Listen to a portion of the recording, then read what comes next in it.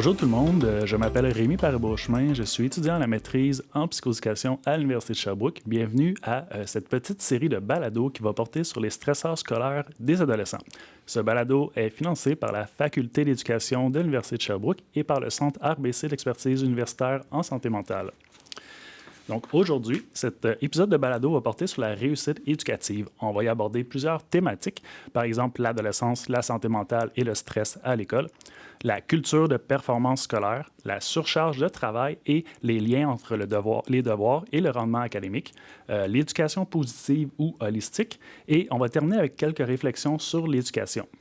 Donc aujourd'hui, j'ai le privilège, la chance d'avoir la doyenne de la Faculté d'éducation de l'Université de Sherbrooke, la professeure Anne Lessard. Bonjour, bienvenue. Bonjour, Rémi, ça fait plaisir d'être ici avec vous. Bien, merci beaucoup d'avoir accepté mon invitation. Comment allez-vous aujourd'hui? Je vais très bien. Oui. Je viens de dîner avec la doyenne de la Faculté des lettres et des sciences humaines. Alors, on est toujours en développement de projet, toujours, c'est ça, une journée palpitante. Bien, il fait beau en plus dehors, fait que ça donne le goût de se réunir. Tout à fait. Donc, je voulais vous introduire un peu pour qu'on puisse tout connaître un peu qui vous êtes, votre background. Donc, je vais commencer. La professeure Lessard est devenue doyenne de la Faculté d'éducation de l'Université de Sherbrooke en juin 2021. Elle y travaille depuis 2004 à titre de professeure au département des études sur l'adaptation scolaire et sociale. Elle a occupé les postes de directrice de département et de responsable de programme de la maîtrise en adaptation scolaire et sociale.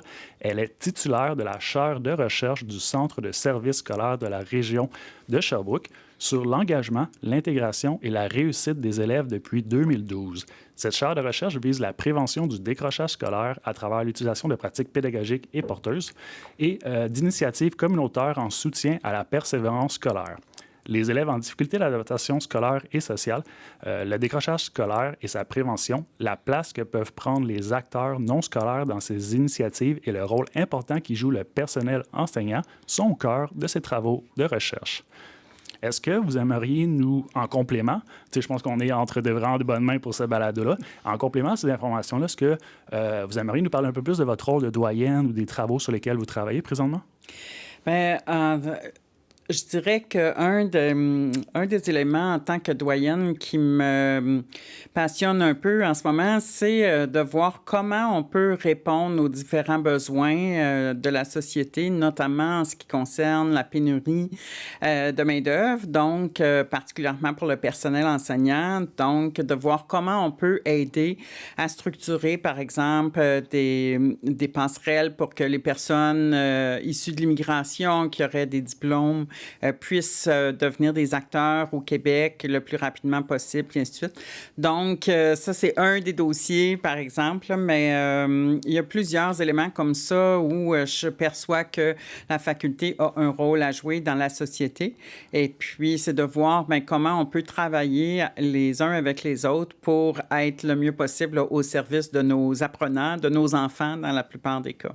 Oui, vraiment, vraiment intéressant. J'avais fait un éditorial sur l'importance de la formation en mobilisation des connaissances à l'université, puis j'avais lu j'avais appris que justement un des rôles de l'université, c'était entre autres de répondre ou d'offrir des solutions innovantes à des enjeux de société. J'ai l'impression que c'est un peu ça aussi que vous énoncez en ce moment. Exactement. C'est le rôle que peut jouer l'université dans ce qu'on appelle le service à la collectivité. Donc, de voir comment on peut rendre accessibles les connaissances qu'on développe à l'université pour permettre aux gens là, d'aller plus loin. L'apprentissage tout au long, tout au large de la vie. C'est vraiment intéressant. C'est un peu aussi la raison de ce balado-là et d'autres initiatives de mobilisation de connaissances, de pouvoir retransférer les connaissances qu'on fait en recherche au public, tout simplement, et au milieu de pratique également, ici, les écoles principalement. Donc, avant de commencer à discuter des premières thématiques, je voudrais mettre un peu l'emphase, la table sur d'où est-ce que provient ce balado-là. Il faut savoir que moi, comme étudiant de maîtrise en psychoéducation, j'ai fait mon mémoire sur les stresseurs scolaires des adolescents sous la direction de la professeure Anne-Marie Tougas du département de psychoéducation à l'Université de Sherbrooke. Et mon mémoire a invité 13 adolescents de 15 ans à prendre en photo des éléments reliés à leur milieu scolaire qui soit leur procurent du stress ou, de l'autre côté, qui apaisent leur stress. une fois qu'ils ont pris leurs photos, sont venus en discuter en grand groupe lors de plusieurs rencontres. Et lors de ces discussions-là, il y a différentes thématiques qui sont ressorties. Et aujourd'hui, justement, certaines de ces thématiques-là vont être ce qu'on va discuter aujourd'hui. Donc, on peut commencer avec la première thématique. OK. On va parler des liens entre l'adolescence, la santé mentale et le stress à l'école. Pour réaliser mon mémoire, j'ai appris qu'à l'adolescence, il se produit des changements qui sont parmi les plus significatifs dans la vie d'un être humain. Ces changements se produisent au plan biologique, psychologique et social principalement. En raison de ces changements, plusieurs études énoncent que l'adolescence peut être vue comme une période de croissance, mais aussi de vulnérabilité. Plus spécifiquement, il existerait à l'adolescence une vulnérabilité aux effets du stress, laquelle augmente le risque des symptômes et des troubles de santé mentale se développent. Évidemment, il y a une grande proportion de troubles de santé mentale qui se développent malheureusement à l'adolescence. Aussi, j'ai appris que les événements de vie stressants représenteraient un ou le facteur le mieux établi scientifiquement pour prédire les problèmes et les troubles de santé mentale. De même, plusieurs sources, dont Statistique Canada en 2017 et l'Association américaine de psychologie en 2014, énoncent que l'école est l'une, sinon la plus importante source de stress des adolescents. Ceci fait aussi trouver par des études réalisées dans d'autres pays. Donc, on parle ici principalement Canada, États-Unis, mais aussi dans d'autres pays. Il existe même dans la littérature scientifique une hypothèse des stresseurs scolaires qui stipule, qui possède d'une part divers appuis scientifiques et qui stipule que une emphase de la société qui serait de plus en plus prononcée sur l'importance des résultats scolaires pour l'avenir des adolescents augmenterait le stress scolaire que les jeunes vivent à l'école, ce qui, en retour avec un stress élevé, augmente le risque de développer des problèmes de santé mentale. Donc, professeur Lessard, je voulais savoir comment recevez-vous ces informations-là et ces statistiques-là vis-à-vis un milieu qui est si incontournable dans la vie des jeunes, c'est-à-dire l'école? C'est clair que moi aussi, j'ai lu beaucoup d'études qui démontrent que à l'adolescence, il se passe vraiment beaucoup de changements, puis que effectivement, donc, ça peut représenter des stresseurs très importants pour les adolescents. Puis l'école, c'est le milieu où les jeunes vont passer une grande proportion de leur temps. On sait aussi qu'à l'adolescence, c'est à ce moment-là que les enfants doivent se distinguer de leurs parents, donc se tournent davantage vers les amis, l'influence des amis et ainsi de suite. Et les amis se retrouvent largement à l'école. Donc, quand on dit l'école est un stresseur, mais c'est clair que l'école est composée de plusieurs variables différentes. Donc, est-ce que c'est forcément, par exemple, le cours de maths qui les stresse? Peut-être que oui, mais peut-être que c'est aussi l'influence des pairs. Puis, j'aimerais dire aussi que, tu sais, là, pour une proportion, effectivement, ça représente un stresseur, mais je pense aussi que l'école peut représenter pour certains jeunes un facteur de protection.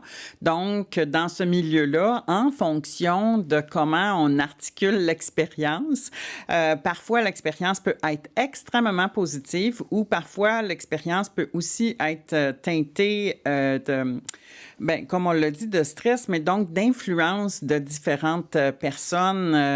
Fait que, tu sais, là, Bronfenbrenner le mettait là, dans vraiment un modèle écosystémique, puis qu'on voit qu'il y a plusieurs influences là, sur l'individu dans sa croissance. Donc, il faut toujours faire attention de faire la part des choses. Mais il reste que, effectivement, les parents veulent que leurs enfants réussissent. Les jeunes reçoivent le message que l'école est la façon de pouvoir se bâtir un avenir. Donc, le message est très, très fort. Et puis, si l'individu n'a pas développé une forte estime de lui-même, peut-être est soumis plus largement à ce stress-là que quelqu'un d'autre là, qu'on aurait accompagné dans le développement de soi d'une façon plus stable, je dirais. C'est vraiment intéressant parce que l'école, je pense que ça a toujours existé sous une forme ou une autre. Ça va toujours exister, puis c'est vraiment, évidemment, nécessaire. J'ai la conviction que l'éducation, justement, comme plusieurs citations de grandes personnes, de grands hommes, grandes femmes l'ont nommé, que c'est le moyen aussi pour favoriser l'épanouissement, le bonheur, la sécurité, le bien-être également.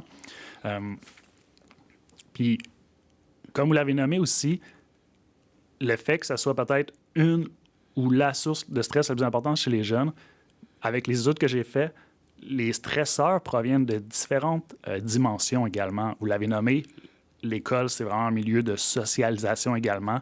L'adolescence comporte aussi des caractéristiques précises au niveau biopsychosocial.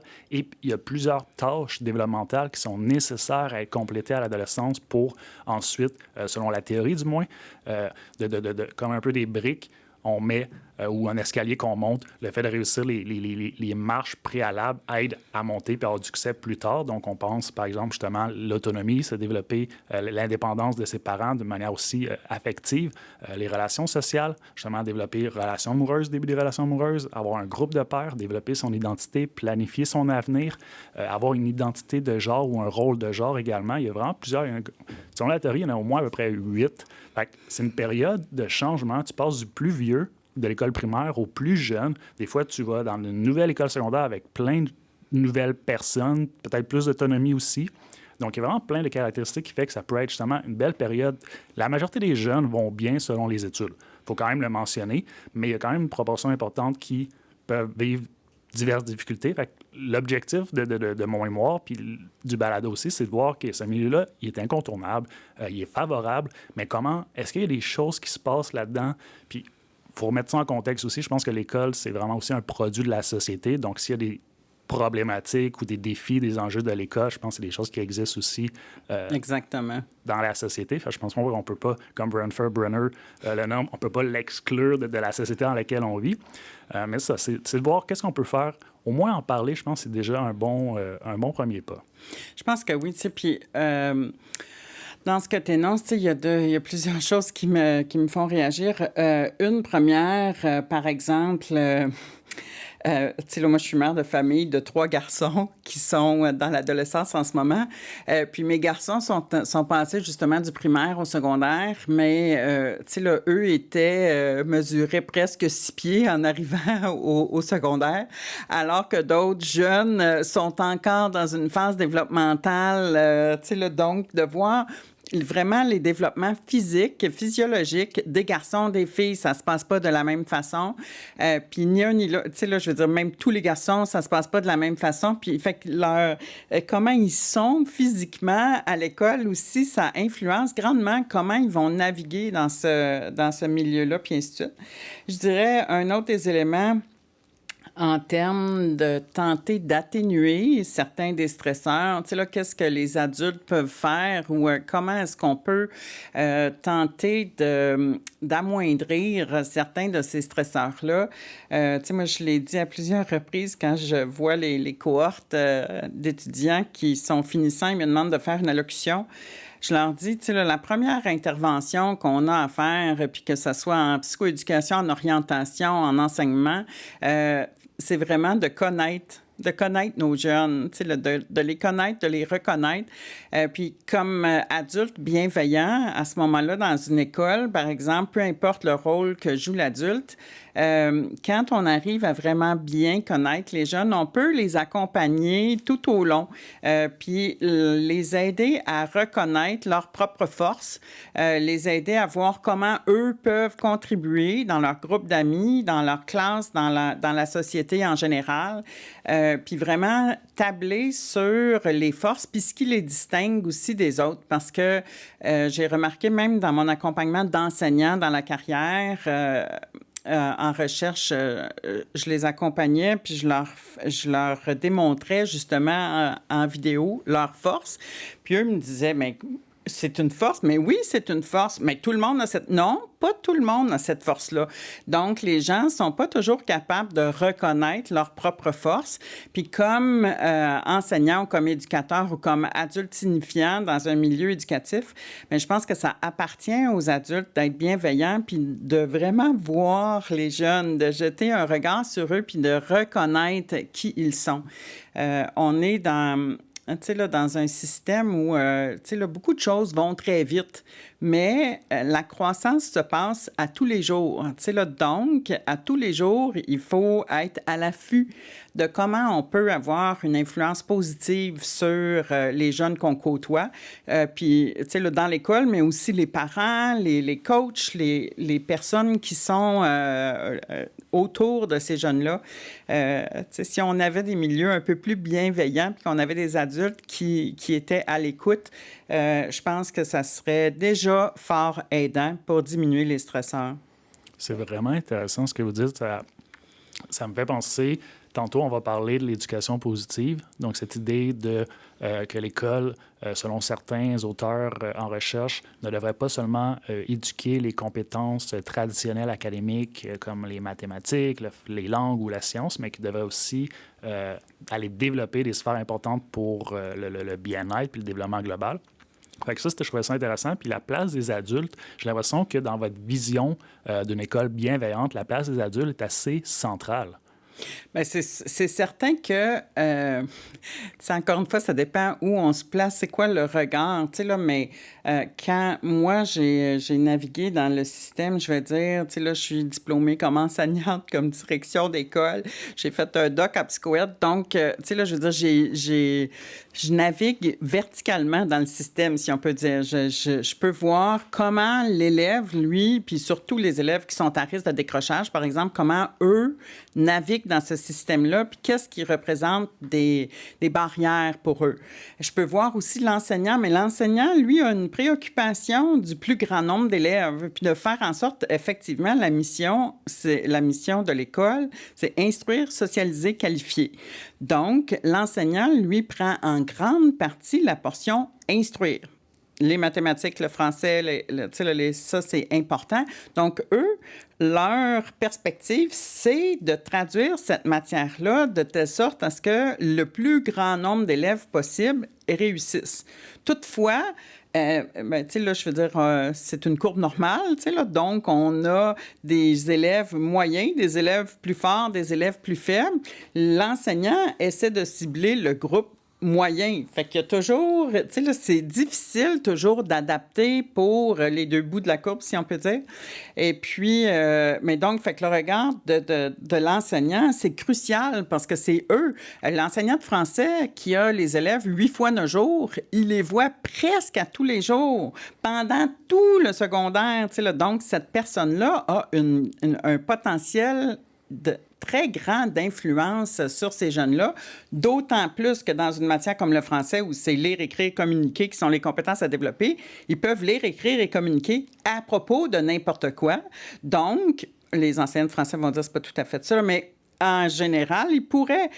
Donc, ça représente un bon moment pour que cet adulte-là puisse susciter différentes discussions avec les jeunes. Notamment, il pourrait même discuter des différents stresseurs, puis dédramatiser certains de ces stresseurs-là pour dire, oui, c'est vrai que les notes sont importantes, mais, tu sais, là, il y a d'autres éléments dans socialiser et qualifier qu'il faut aussi tenir en compte, tu sais, là, puis faire en sorte que les jeunes soient capables de vivre ensemble, tu sais, là, puis de se développer sur le plan affectif, émotionnel, social. Donc, c'est sûr que les adultes ont un très grand rôle à jouer. Puis là, on parle des enseignants, mais il y a beaucoup d'autres adultes dans une école qui peuvent également avoir une influence assez marquée sur ces jeunes-là. Vous parlez des enseignants. Comme vous le dites, je pense qu'il y a vraiment un rôle assez central dans le parcours des jeunes qui grandissent. Je pense que si on se souvient tous de notre école primaire, de la maternelle, l'école secondaire, même l'université, on a tous eu des professeurs qui nous ont marqués positivement, qui étaient des modèles, qui étaient des personnes ressources. De l'autre côté, je pense qu'on a tous eu aussi des professeurs qui étaient peut-être plus... une influence peut-être moins bénéfique ou bienveillante sur nous. Est-ce que vous pensez que les enseignants, présentement, sont valorisés à leur juste valeur, les conditions. Je ne suis pas un professionnel de l'éducation, mais je suis curieux parce que dans ma vision, oui, l'éducation, comme la santé, évidemment, doivent être à l'avant-front d'une société bienveillante, justement. Puis je me pose des fois des questions avec ce qu'on entend des fois dans les médias. On entend souvent les professeurs ou les enseignants qui revendiquent, qui disent que peut-être qu'ils n'ont pas nécessairement les conditions de travail les plus incroyables. Puis je voulais avoir votre avis sur comment vous plus connaissante que moi à ce niveau. Bien, je vous dirais qu'une année, moi, j'ai passé tous les enseignants d'une école secondaire en entrevue. Puis, il est arrivé une enseignante, là, j'ai dit, attends, il faut que je figure comment ça se fait que je te connais. On a figuré qu'on avait fait notre cégep ensemble. Puis là, je lui posais la question, mais comment est ta tâche? Comment ça se passe pour toi? Puis ainsi de suite. Puis elle dit, ça fait 28 ans que j'enseigne. Puis elle dit, en ce moment, ce que je fais, il faudrait que je fasse. Elle dit, je me suis fait mettre à 80 de mon travail, puis je fais le 100 que je faisais il y a 28 ans. Donc, autrement dit, il y a vraiment un alourdissement de la tâche pour les enseignants.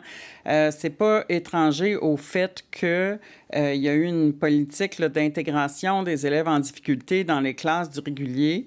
Et puis là, maintenant, les enseignants qui sont formés pour les classes régulières ont en fait des classes dans lesquelles il y a beaucoup d'élèves avec des mesures d'adaptation, là, en adaptation scolaire.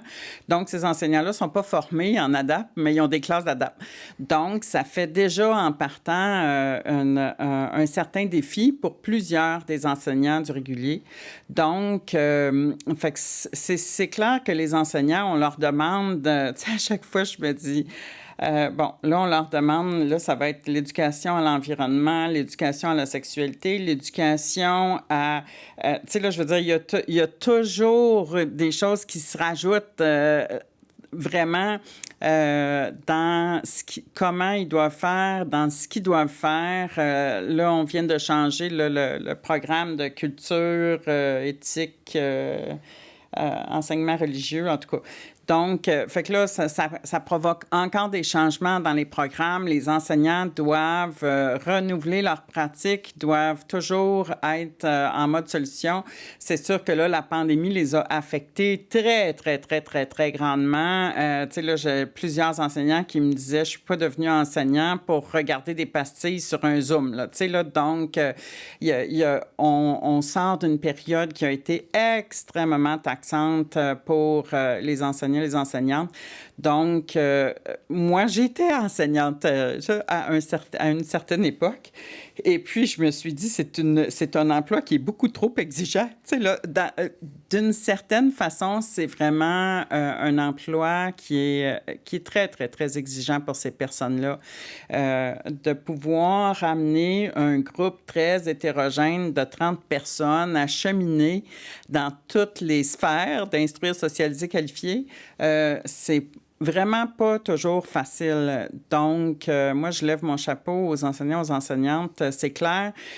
Puis, parfois, puis j'essaie aussi dans nos programmes de formation d'inclure de plus en plus des éléments qui sont liés justement à la bienveillance, tu sais, là, à comment est-ce que les enseignants peuvent susciter aussi le développement de stratégies de résilience pour que les élèves puissent mieux se développer, puis ainsi de suite. Mais, fait que changer le cursus pour aller plus loin que les mathématiques ou aller plus loin que le français. Là, on parle particulièrement au secondaire, là. Mais il reste que ces enseignants-là sont des didacticiens, sont des gens qui sont à la base centrés sur leur matière, mais il faut élargir un peu pour inclure le volet des relations, le volet social, pour faire en sorte là, de bien prendre soin du cheminement de ces adolescents. Puis, justement, là-dessus, les études qui parlent, par exemple, du climat scolaire, qui est un peu l'atmosphère ou les normes qui fait que les jeunes peuvent se sentir en sécurité émotionnellement, physiquement, socialement, entre autres. Ils nomment qu'une des stratégies, bien, d'abord, le climat scolaire serait relié à la santé mentale puis au développement aussi global des jeunes en général. Mais ils nomment que pour favoriser un climat scolaire positif, une des stratégies ou des solutions, c'est de prendre soin des enseignants. Là, je n'ai pas les études, mais j'ai quand même lu des choses que le stress est contagieux. Entre les pairs, des fois, le stress scolaire, ils peuvent avoir une espèce de contagion entre la culture de performance. Le stress de l'un va affecter le stress de l'autre, mais les professeurs aussi, leur propre stress ou malheur ou faible niveau de bien-être, les études, j'ai l'impression qu'ils doivent suggérer ça. Je ne veux pas le confirmer parce que je ne suis pas spécialiste là-dedans, mais j'ai l'impression que c'est quand même très intuitif que si le professeur ne va pas bien, ça va se répercuter inévitablement sur les élèves. Tantôt, on va parler un peu d'identité, puis il y a les études sur l'identité, il y en a plusieurs qui nomment que le milieu scolaire, oui, c'est un milieu propice au développement identitaire, avec l'exploration, t'es exposé à plein de nouvelles personnes, plein de nouvelles idées, mais le milieu scolaire secondaire, entre autres, pourrait influencer négativement, souvent inconsciemment, le développement de l'identité des jeunes, entre autres par l'entremise, par exemple, des attentes des professeurs. Donc, c'est comme une espèce de microsystème, puis j'ai l'impression que les professeurs sont un peu en charge, comme un peu le capitaine de bateau de la classe, puis s'ils vont pas, s'ils sont pas, on prend pas soin d'eux, j'ai l'impression que ça va se répercuter inévitablement sur le bien-être des jeunes. Ce qui nous amène aux directions d'école, par exemple, parce que les directions d'école sont aussi, justement, le capitaine du bateau. Puis eux définissent le ton, si on peut dire, dans leur école, les priorités. Là, sur le plan du climat, ils sont vraiment ceux qui peuvent... dans la navigation des conventions collectives, là, mais c'est ceux qui peuvent aussi influencer qui sont, qui travaillent dans leur école, comment est-ce qu'ils travaillent ensemble, comment ils adoptent des pratiques bienveillantes, comment ils collaborent. Donc, les directions d'école ont vraiment un grand rôle à jouer. Puis c'est clair que les enseignants qui se sentent soutenus vont pouvoir, après ça, mieux se déployer, puis ainsi de suite. C'est comme dans toute chose. Les enfants, on leur donne des opportunités d'apprendre. On veut qu'ils fassent des erreurs, on va dire ça, dans un contexte sécuritaire pour qu'ils puissent progresser ensuite, puis apprendre, puis ensuite. Mais les enseignants, c'est la même chose. Ils enseignent des nouvelles matières ou d'une nouvelle façon, ou en Teams, par exemple, ou en Zoom, puis ils n'avaient jamais fait. Mais là, c'est comme si eux n'ont pas nécessairement toujours l'option d'échec avant de se remanier parce qu'ils sont tout le temps on stage. Ils sont tout le temps, on veut toujours... tout le monde est susceptible de voir ce qu'ils font ou de voir la résultante. Fait que c'est ça, il faut que les enseignants soient soutenus. Puis les conditions de travail, mais c'est clair que le ministre veut qu'on forme le plus d'enseignants possible, puis le plus rapidement possible, puis ainsi de suite. Ce à quoi je lui ai répondu que oui, je suis bien d'accord pour former le plus d'enseignants possible. Mais l'autre problème, c'est qu'une fois qu'ils sont dans le système doit être assez bienveillant pour les garder. Puis faire en sorte que ces enseignants-là ont des conditions de travail qui font qu'ils veulent demeurer enseignants malgré tous les défis. Parce qu'on parle des défis, puis ainsi de suite, puis des conditions qui ne sont pas faciles. Toutefois, c'est quand même un emploi, une mission de vie où on peut influencer tellement positivement le développement de centaines d'adolescents dans une carrière. Donc, c'est clair que, en tout cas, je dirais la majorité des enseignants que moi je connais ont le cœur sur la main, ils veulent, ils se donnent à fond, puis ainsi de suite. Donc, je pense que, si on valorisait encore davantage cette profession-là, c'est clair que ça serait au bénéfice de tous parce que tous les enfants passent par l'école avant de devenir des adultes fonctionnels dans notre société. Donc, je veux dire, on a dans nos mains vraiment le futur. Donc, il faut s'en soucier. Vraiment intéressant. Je suis totalement d'accord. C'est vraiment contribuer. Les professeurs, j'ai l'impression, sont un rôle clé de plusieurs façons, entre autres en étant eux-mêmes des modèles positifs, des fois peut-être moins positifs, des jeunes, des adultes de la société de demain, tout simplement. Donc, sur ça, on peut continuer avec notre prochaine thématique. Est-ce que j'en ai passé une? Non. OK, excellent. La culture de performance scolaire. Donc, relativement à cette hypothèse des stresseurs scolaires que j'ai nommée plus tôt, celle-ci postule que la société accorde de plus en plus d'importance aux résultats scolaires pour l'avenir des jeunes. Dans les études scientifiques, les adolescents nomment souvent que la pression académique est un de leurs stresseurs scolaires, ainsi que les notes et la peur d'échouer. Dans mon mémoire, j'ai défini cette pression académique comme ressentir la nécessité de devoir combler des attentes élevées. Ces attentes élevées concernent généralement d'obtenir des notes élevées à l'école et de les maintenir. Cette pression académique peut provenir de diverses sources selon les adolescents. Ça peut provenir de l'adolescent lui-même qui se met de hautes attentes. Ça peut provenir des parents. Ça peut provenir des enseignants. Puis ça peut provenir du milieu scolaire, l'espèce de climat scolaire ou la réputation de l'école des fois. Dans mon mémoire, une des participantes, Jade, non fictif, a exprimé « Veux pas, on se met de la pression nous-mêmes pour essayer d'être le meilleur ou la meilleure, puis quand tu as des mauvaises notes, ben ça te stresse. » Une autre participante, Sarah, non fictif, a exprimé beaucoup de pression, toute la pression imposée par l'école sur les élèves. Il faut tout le temps être bon, les attentes, il faut comme toujours en donner plus. De retour à Jade, cette participante a aussi exprimé des fois, il y a des trucs que tu aimerais faire, mais que tu ne pourras pas tout faire à cause justement des notes que tu vas avoir, des échecs que tu as eus ou des réussites que tu as eues. Donc, je voulais vous demander, professeur Lessard, que pensez-vous de cette pression académique-là, de ce sentiment chez plusieurs jeunes qui est nécessaire d'obtenir des notes élevées à l'école? Je peux aisément comprendre comment ces jeunes-là perçoivent cette pression-là, puis ainsi de suite. C'est clair, oui, effectivement, les personnes elles-mêmes peuvent se mettre cette pression-là, mais c'est parce que le message véhiculé en général, c'est ça, c'est que la réussite est liée à des bonnes notes, puis ainsi de suite. Je dirais que, comment je dirais, notre système est basé sur la notation quantitative, puis les notes représentent des clés. C'est là, quand on recueille beaucoup de bonnes notes, ça nous donne plusieurs clés pour ouvrir des portes pour notre futur. On peut l'exprimer comme ça. Donc, moi, je fonctionne souvent en probabilité. Donc, la probabilité, par exemple, de devenir médecin si on n'a aucune clé est nulle.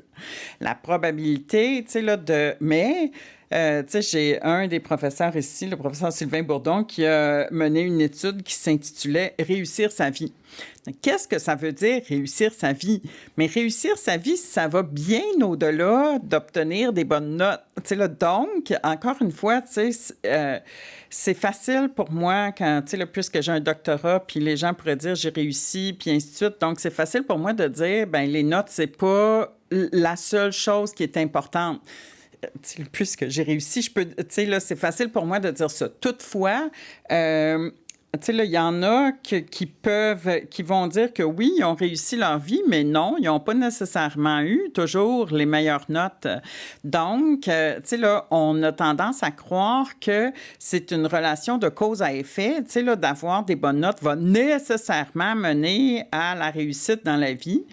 Les bonnes notes peuvent mener à une névrose, à la limite. Je veux dire, ça peut mener à quelque chose qui va être complètement dysfonctionnel. Puis l'inverse est aussi vrai. Des personnes peuvent ne pas très bien réussir à l'école, mais très bien réussir dans la vie.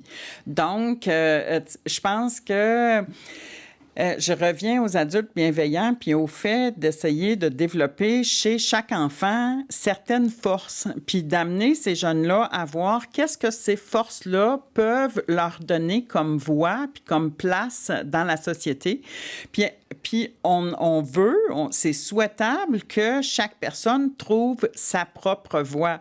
Et puis comme ça, on crée une mosaïque. L'école est normatif. On veut, tout le monde va passer par essentiellement le même chemin.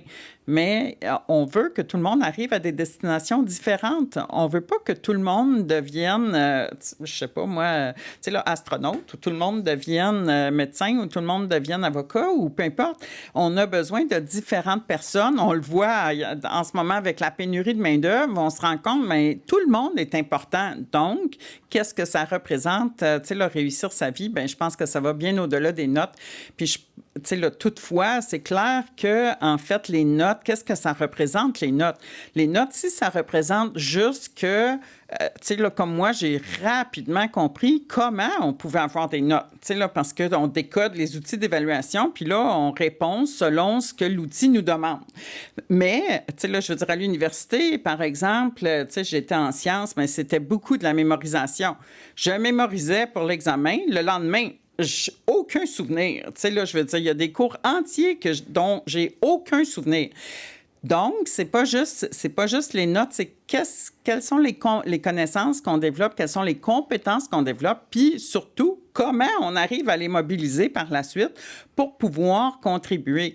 Fait que les notes, oui, c'est important, mais important dans la mesure où ça représente quelque chose qu'on a appris puis qu'on va pouvoir utiliser pour la suite des choses. Fait qu'il faudrait que les jeunes, en tout cas, il y a comme une place à redonner, à voir, mais qu'est-ce que l'évaluation représente représente, puis au final, ben qu'est-ce que ça veut dire à propos de cet individu-là. Puis juste pour dire, tu sais, là, j'ai eu ouï dire que, par exemple, à la faculté de médecine, on se base maintenant sur d'autres choses que les notes pour admettre les étudiants, les étudiantes en médecine, parce qu'on se rend compte que les médecins, c'est pas juste d'avoir des connaissances, c'est aussi d'être en lien avec les patients, puis de pouvoir bien s'en occuper. Donc, tu sais, le fait que les choses changent petit à petit, je dirais.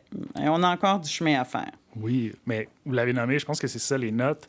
J'ai l'impression que c'est un peu comme le meilleur instrument de mesure qu'on a présentement pour savoir les probabilités que la personne puisse avoir du succès plus tard dans le chemin qu'il va entreprendre. Ma question originale, c'était est-ce qu'on accorde trop d'importance aux notes scolaires? Puis après, j'y ai réfléchi, puis en fait, je me demande si la question serait pas plutôt est-ce qu'on accorde trop d'importance aux meilleures notes, peut-être, ou à la compétition, ou à récompenser justement toujours en quelque sorte les meilleurs, puis souvent ça va être par l'entremise des notes. Est-ce qu'on accorde peut-être trop d'importance à ce sommet-là, cette fameuse courbe normale où ce que d'une extrémité, ceux qui se démarquent de la moyenne, ça va être souvent eux qu'on va vouloir. Puis j'ai l'impression que c'est un peu ça la pression académique de vouloir être là, de cette reconnaissance-là. Tu sais, moi, comme titulaire de la chaire de recherche, avec toutes mes interactions que j'ai eues avec le centre de services scolaires, tu sais, là, j'ai réalisé très rapidement, en fait, il y a 2 objectifs. Il y a l'objectif d'augmenter le nombre de personnes qui réussissent, donc avec une note de passage. Fait que d'augmenter ce nombre de personnes-là, ça, c'est une chose. Puis ensuite, de faire en sorte que chacun réussisse le mieux. Donc, fait qu'on veut le plus de personnes qui aient plus que 60 %, mais après ça, on veut le plus de personnes qui aient plus que 90 %, par exemple. Donc, puis ça, c'est 2 objectifs qui, parfois, dans les répartitions des ressources, peuvent être presque incompatibles. Tu sais, là, donc, fait qu'il faut vraiment voir, mais qu'est-ce qu'on veut vraiment, tu sais. Puis c'est sûr qu'il y a des personnes, tu sais, là, qui sont autodéterminées, puis qui vont obtenir les meilleures notes. C'est juste comme ça. Tu sais, moi, je me dis, pour moi, les choses étaient vraiment faciles à l'école.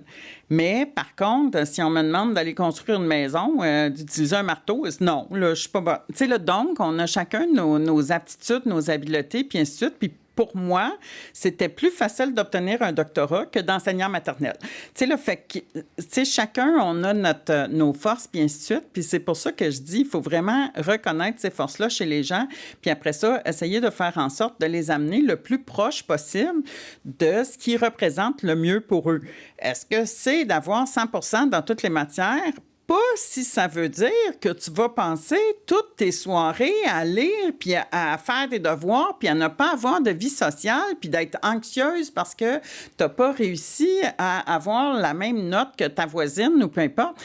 Donc, à quelque part, tu sais, là, faut relativiser les choses, puis, tu sais, les parents, je pense, peuvent aussi contribuer à recalibrer les choses pour que pour qu'on soit dans quelque chose qui soit sain, qui soit bon, pour que les personnes puissent se développer dans toutes les sphères de leur vie. En tout cas, c'est très compliqué. Éduquer, c'est très compliqué. Fait que après ça, ben c'est ça, l'école, faut qu'on voit, ben c'est quoi les valeurs de notre société, puis qu'est-ce qu'on veut. Parce que si on veut avoir le plus de monde qui ont des très, très, très fortes notes, on peut avoir un très petit N. On peut, tu sais, là, avoir une fraction de la société qui va réussir extrêmement bien. Mais est-ce que c'est ça qu'on veut? Tu sais, là, ou est-ce qu'on veut, au contraire, que même les élèves en difficulté, on trouve un moyen de les soutenir de telle sorte à ce qu'ils puissent atteindre leur plein potentiel. Fait que c'est vraiment, est-ce qu'on est dans une société élitiste ou si on est dans une société plus, je vais dire, socialiste où on veut que tout le monde y trouve son compte. Fait que c'est ça que la société doit déterminer puis qu'on aille de l'avant avec ça. C'est vraiment les réflexions de niveau vraiment de société parce que l'école n'est pas indépendante de la société comme on l'a nommé tantôt. Puis vous l'avez bien nommé, faut se poser la question, quel est le produit final, en quelque sorte, que l'on veut une fois que l'élève sort du parcours scolaire au moins obligatoire jusqu'à 16 ans? Qu'est-ce qu'on veut que cet individu-là, en général, possèdent comme compétences, comme connaissances, mais aussi comme valeur peut-être, comme vision de la vie peut-être, sans aller dans la conformité, mais un espèce de produit qui va ensuite être, j'ai le mot, pas ingéré, mais réinséré ou juste qui va être inséré en société puis qui va commencer à, soit avec le parcours postsecondaire, soit avec les emplois, soit d'autres alternatives, mais qui va ensuite vivre dans la société. Qu'est-ce qu'on veut? Qu'est-ce qui va être bénéfique au final pour l'individu, mais aussi pour la société? Je pense que c'est ce genre de questions-là qu'on veut se poser. Exactement. Puis, tu sais, il y a aussi dans Instruire, qualifier, socialiser, il y a comment est-ce qu'on veut qu'ils soient comme citoyens? Tu sais, là, moi, je dirais critique, actif et responsable. Tu sais, là, donc, tu sais, là, développer l'esprit critique, par exemple, tu sais, c'est peut-être pas écrit. Tu sais, là, en fait, je pense en tout cas qu'il y a certaines matières où effectivement on développe là,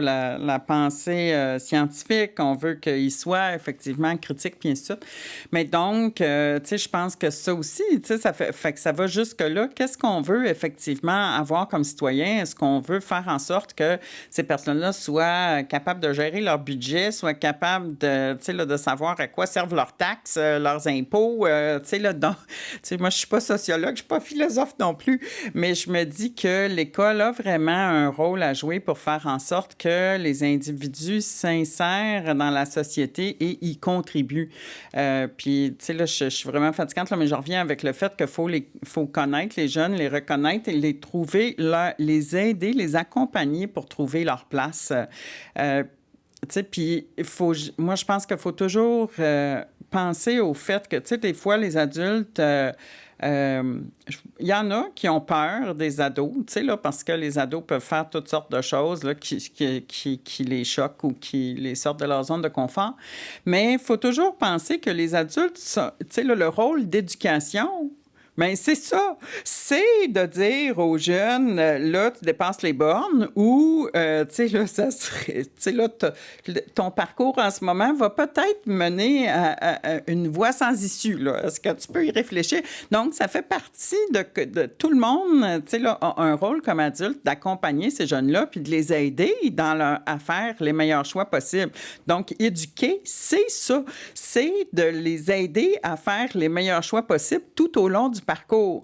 Fait qu'on peut les juger, les chantiers, les punir, tu sais, là, mais ça les aide pas à trouver leur... Ben, en tout cas, ça pourrait, là, par défaut, mais je veux dire, c'est pas la meilleure voie pour les amener à devenir... tu sais, là, des citoyens critiques, actifs et responsables. Tu sais, là, donc, tu sais, il y a toujours cet aspect-là de l'éducation, mais il arrive dans les classes, par exemple, évidemment qu'ils ne sont pas parfaits. Il n'y a personne qui est parfait, premièrement. Deuxièmement, tu es là comme adulte pour les faire cheminer. Donc, ils vont être meilleurs quand ils vont partir que quand ils sont arrivés, on espère. Fait que, tu sais, il faut toujours se souvenir de cet aspect-là du chronosystème de Bronfenbrenner, tu sais, là, puis que c'est dans la longue, c'est un long game, là, tu sais, là, je veux dire, c'est un plan long, le développement. Fait que chacun doit y contribuer à chaque jour. Pour le chronosystème, juste pour préciser, c'est comme la durée dans le temps, le fait que c'est toute la vie, en quelque sorte. Là. Exactement. OK. Vous avez nommé l'importance de, oui, réfléchir un peu au produit final qu'on veut à la fin du parcours académique. Une fois qu'on a répondu à cette question-là, quelles sont les caractéristiques, en quelque sorte, quel type d'individu qu'on souhaite ensuite réinsérer librement dans la société, je pense qu'ensuite, il faut aussi se poser la question, est-ce que maintenant, le cheminement académique supporte cette finalité-là, en quelque sorte? Puis j'ai l'impression qu'un peu avec le conditionnement opérant, où ce que, tu sais, punition, récompense vient... quand on punit quelque chose, le comportement va avoir moins de chances de se répéter. Quand on donne une récompense, il y a plus de chances que le comportement va se reproduire. Je me pose la question si, quand on réfléchit, oui, une fois qu'on a une idée du produit final, des fois, ça peut être un idéal. On ne peut pas toujours nécessairement accomplir, mais c'est le fun d'avoir un idéal pour avoir un objectif. Quand on réfléchit au processus, qui est le cheminement académique, est-ce que, justement, les récompenses j'ai l'impression qu'on les met beaucoup, les récompenses, justement, sur... la performance académique, ceux qui performent le mieux. Je me demande si ces récompenses-là nous aident en ce moment, contribuent à avoir le produit final qui est désiré en quelque sorte.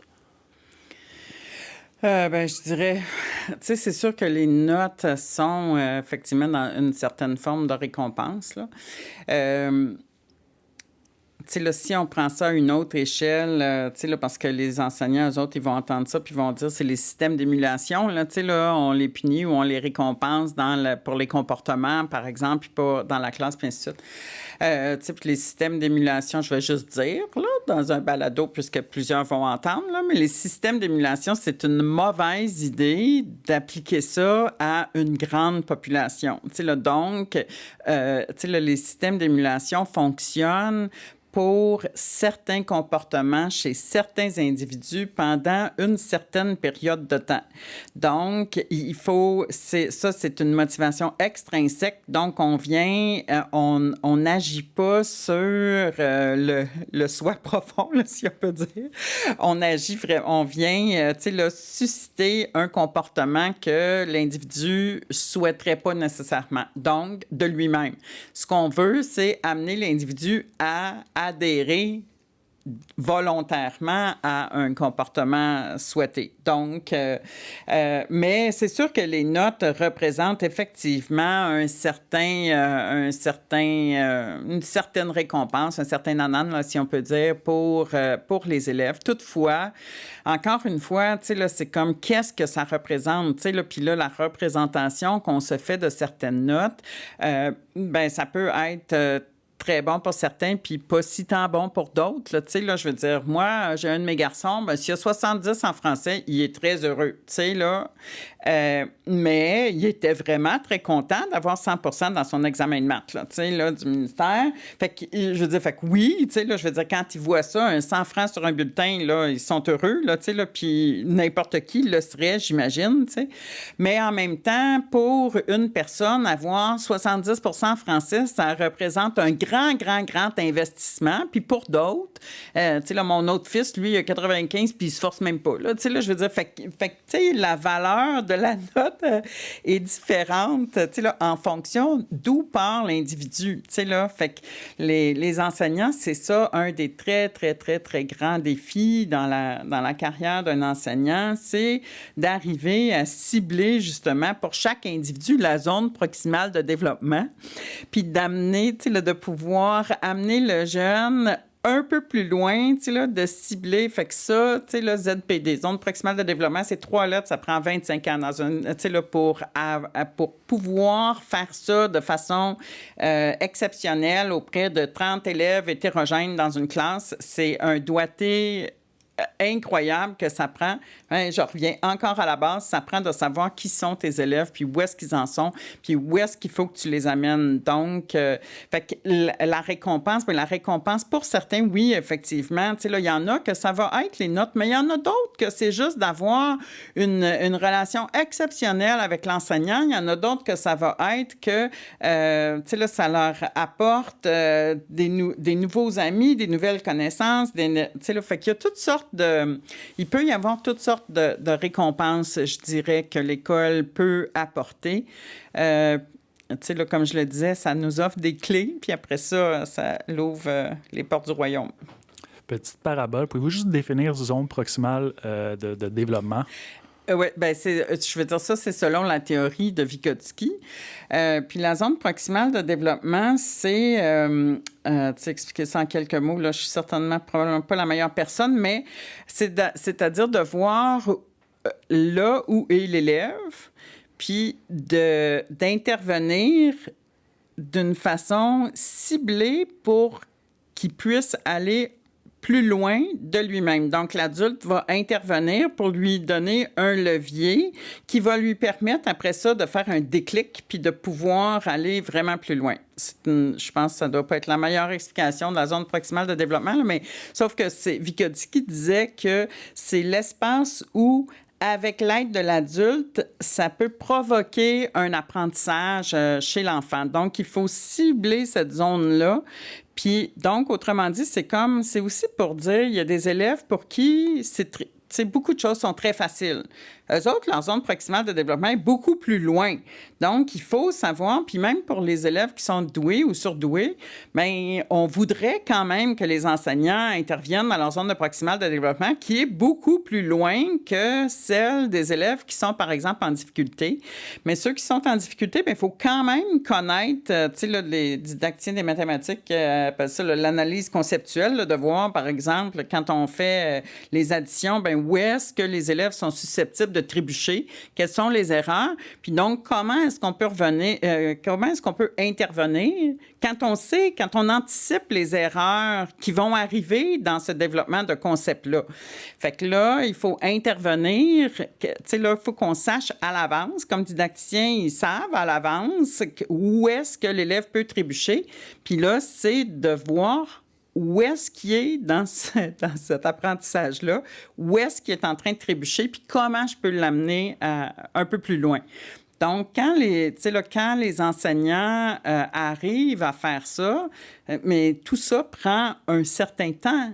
Pour savoir, par exemple, au primaire, les enseignants enseignent à peu près toutes les matières. Donc, de faire ça en mathématiques, en français, à l'oral, à l'écrit, c'est quand même, ça demande beaucoup de pirouettes pour l'enseignant pour pouvoir vraiment identifier pour chacune des compétences à développer où se situe le développement de l'enfant. Mais quand l'enseignant arrive à faire ça, bien là, c'est comme de la magie.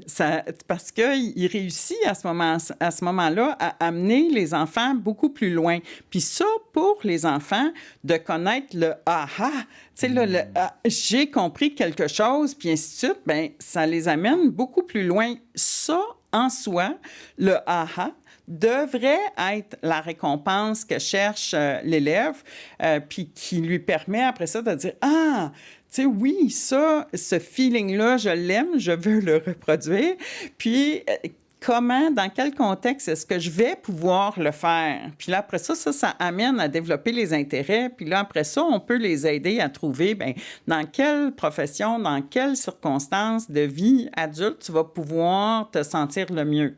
Fait que tu sais, moi, je trouve que c'est de la magie. Tu sais, quand on arrive vraiment à guider les jeunes pour qu'ils se développent comme ça, bien, ça, c'est la meilleure issue possible.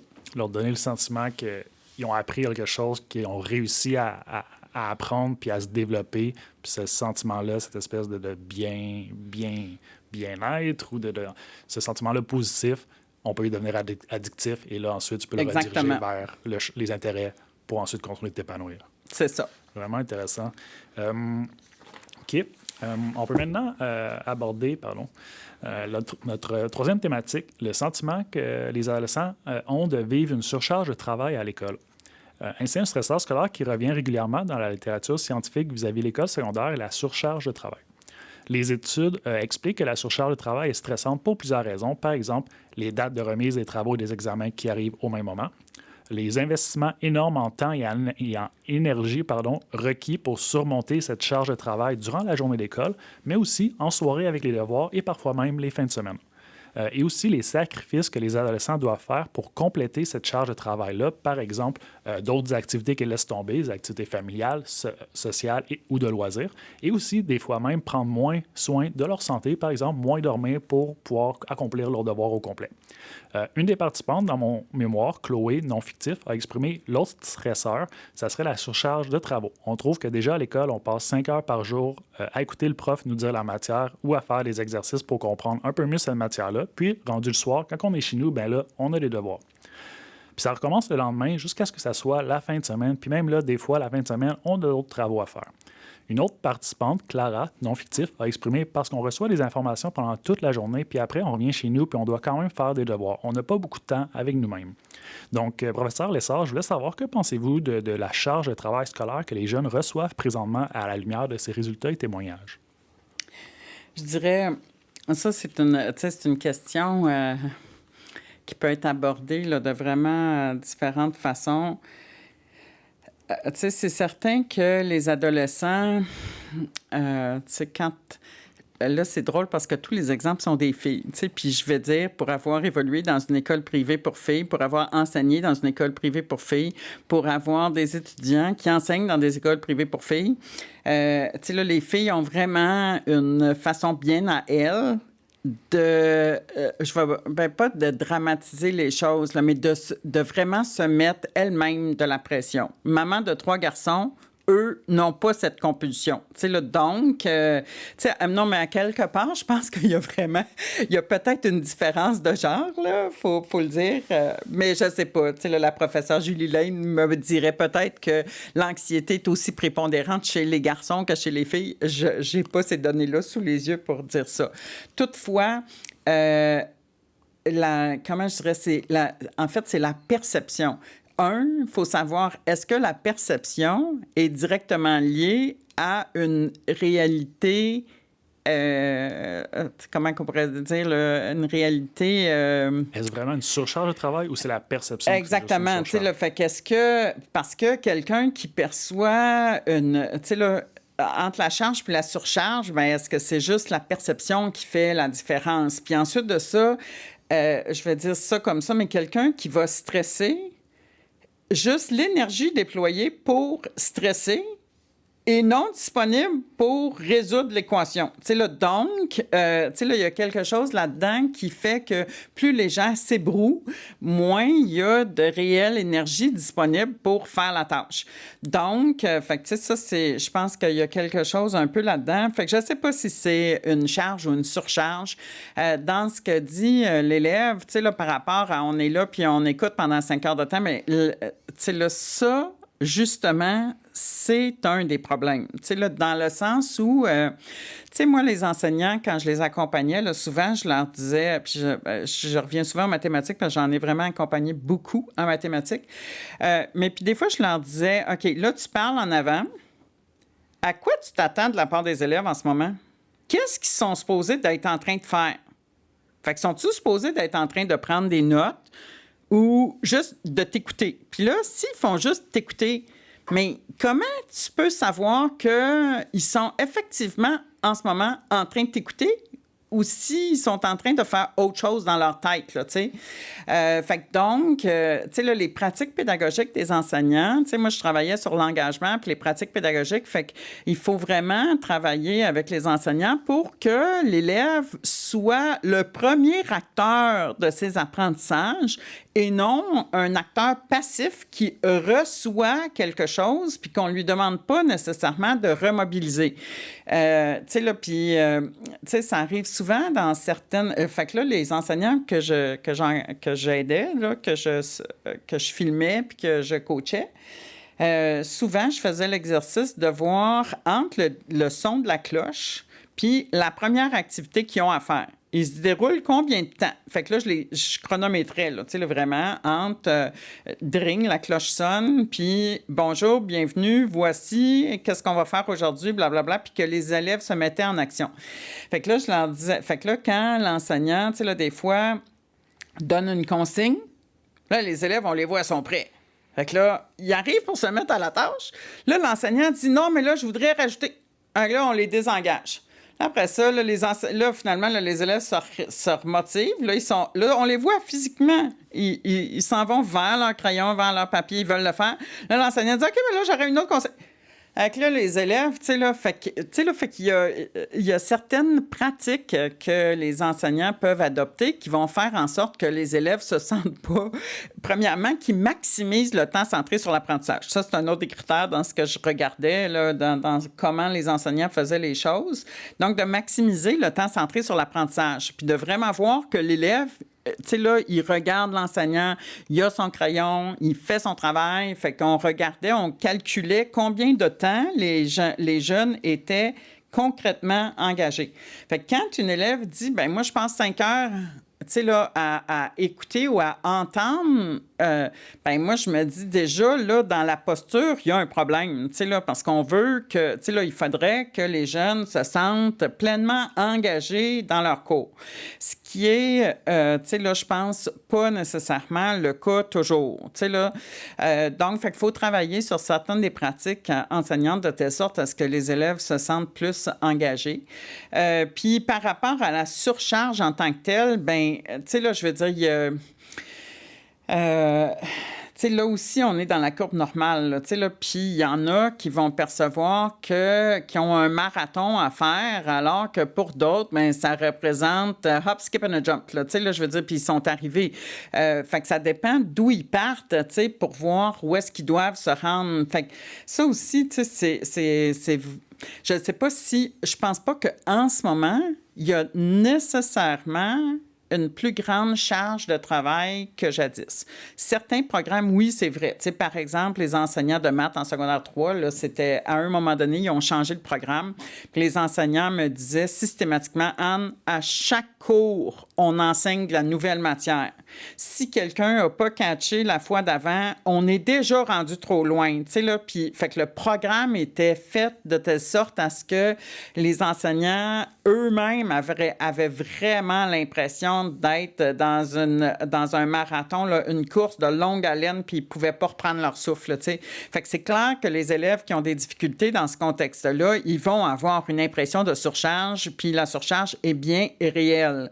Là, c'est sûr que ceux qui n'ont pas de difficulté, ben, eux autres, là, je veux dire, fait que, c'est toujours difficile parce que la surcharge est perçue à partir d'un certain point. Puis c'est pas nécessairement la même perception pour chaque individu.